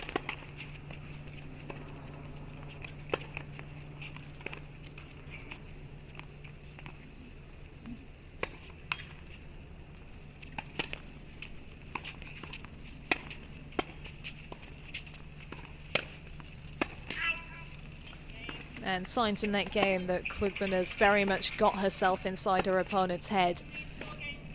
Some confused moments there from Stojsavljevic, a couple of mishits as well, and understandably feeling the pressure that Klugman is applying. So she's served now with the double break in a very strong position, and she's to strike back Stojsavljevic. She really does have to make a move in this game, keep Klugman from getting one game away from the match.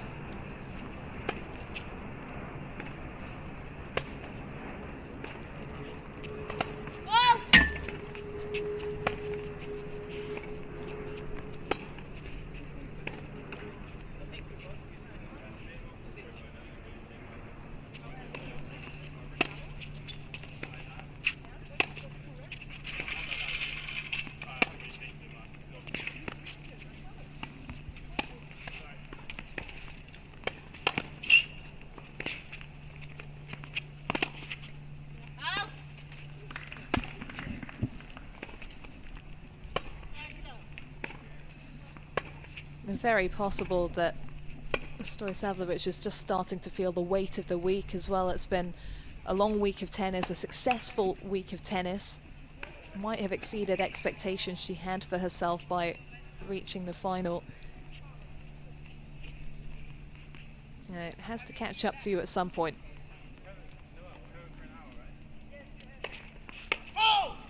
And the backhand giving way a little recently, that's a telltale sign from her, because the backhand is such a quality shot and you're going to see a lot more of it over the coming years from her.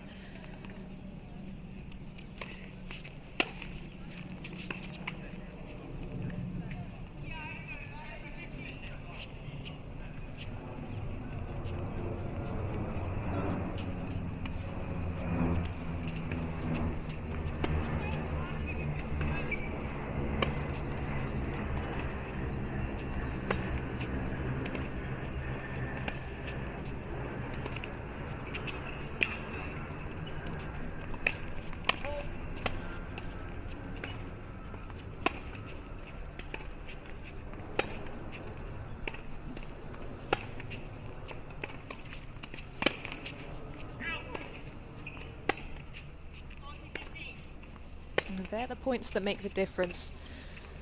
The second serve, and it was traveling a little slower. Obviously, Stojsavljevic wanted to really take her a hit at it, rip through, impose herself. But sometimes you've just got to go a little bit steadier and give your opponent the opportunity to play, make a mistake. Few mistakes from Klugman in this second set, and it is fast rolling in her direction. The 16 and unders Junior National Championships crown is very much within touching distance now. And that would, of course, also mean a spot in the Wimbledon main draw in the girls' singles for Hannah Klugman, a more experienced player than even this time last year. She's developing quickly, so she'd surely embrace the opportunity to get back on those Wimbledon courts. She had a good run in the doubles last year at Wimbledon alongside Hepzibah Aliwaderi.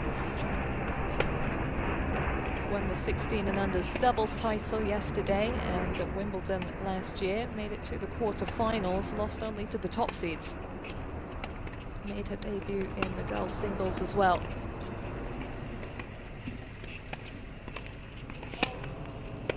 Stojsavljevic serving to stay in the match.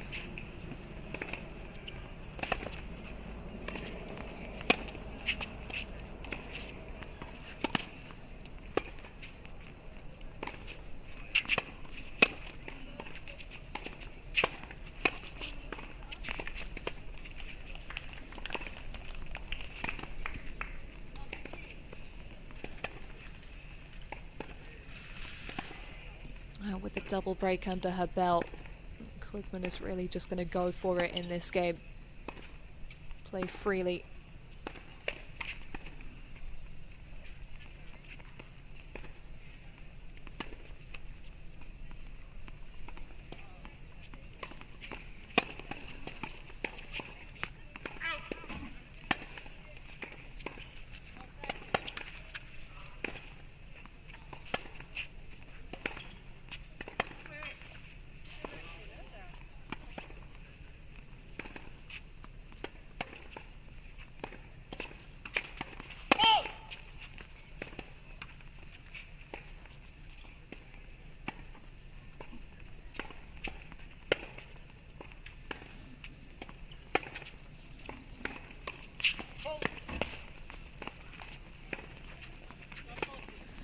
Well, the sun is high in the sky, but the daylight is fading in this one. Triple championship point for Hannah Klugman.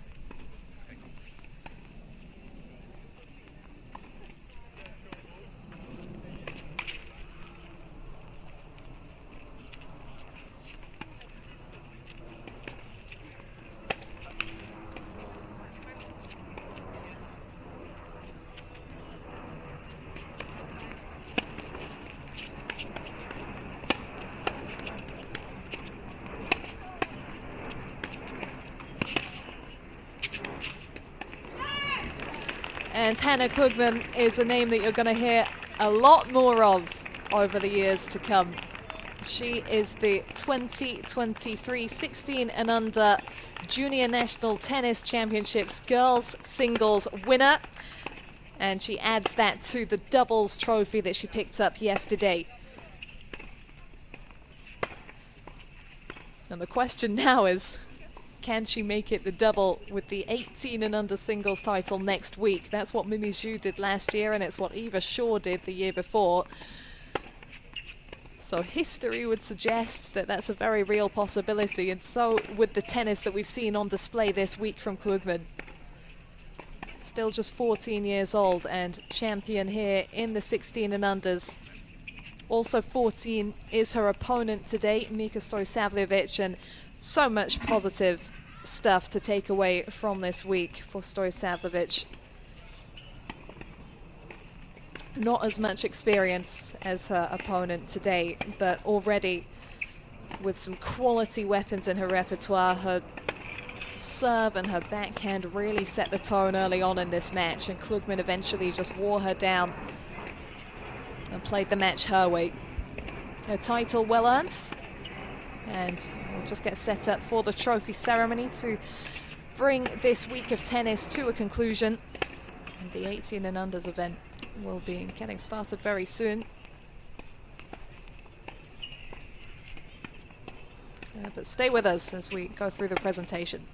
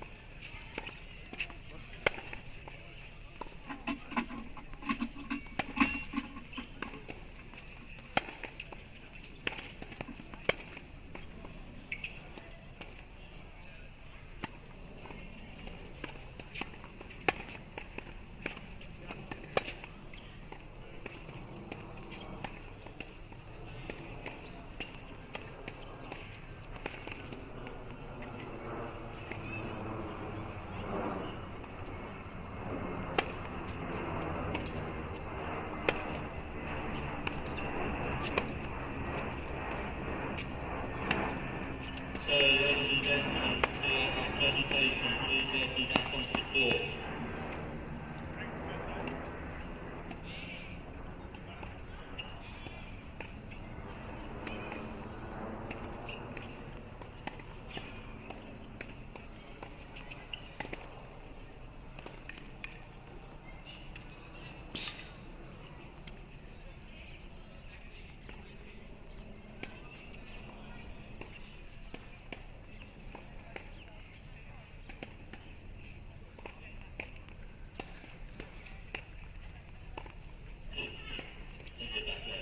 welcome back onto court.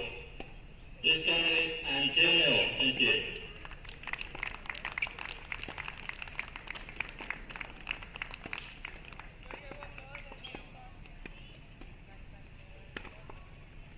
Ladies and gentlemen, before we do the presentation, I think big round of applause for both of our finalists, Mika Stoysavovich and Hannah Klugman.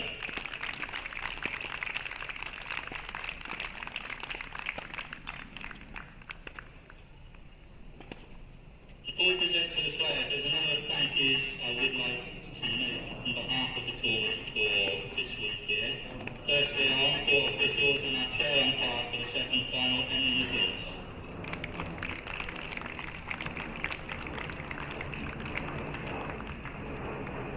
And once again, a big thank you for our whole crew from the Wimbledon Championships. Thank you very much for today and anticipation to doing with us again next week. Thank you.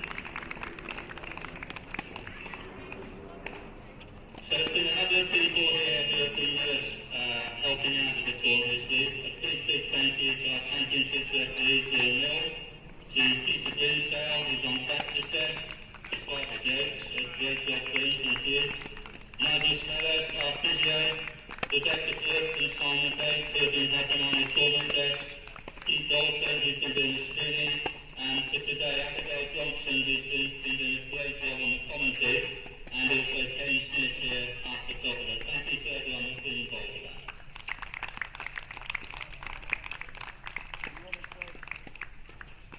And a big thank you, I see a few of the team there, but a big thank you to the NTC operations team, working at this venue as organising a tournament. They are such a good team to work with. They're also positive. There's always a can-do attitude. They always want to make it as good as possible for everybody that's done. I can see a few of the team there. Thank you very much.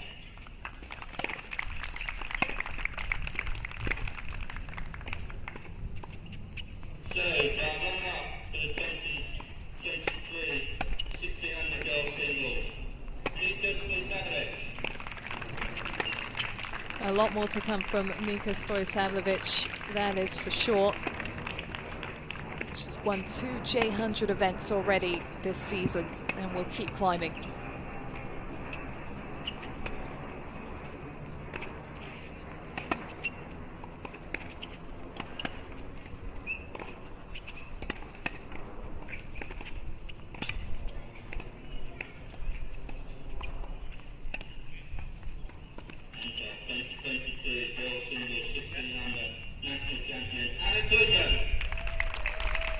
The finalist last year and champion this year is Hannah Klugman. Will take part in the 18 and unders event next week as well.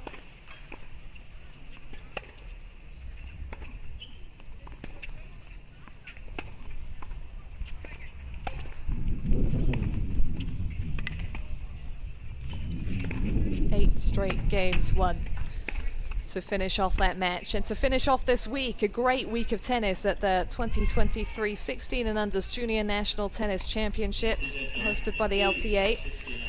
Thank you for tuning in. It has been great once again to see the future of British tennis, to watch the best young players in the country go head to head, and 2 great finals today, and I'm sure 2 more great finals in the singles to follow this time next week. So join us then. The 18 and unders event will be streamed over the course of the next week, and you'll be able to follow along with all the action. Big prizes on the line at the 18 and unders. There will be wildcards on offer for the qualifying men's and women's events at the Championships Wimbledon for the winners there. And for Hannah Klugman and Benjamin Gusic-Wan, they have guaranteed themselves spots in the main draw at the boys and girls singles events at Wimbledon this year. We look forward to seeing them then, and we look forward to seeing the tennis next week. Thanks for staying with us. I've been Abigail Johnson taking you through the tennis. Enjoy the rest of your Good Friday, and I'll be back here with you next week.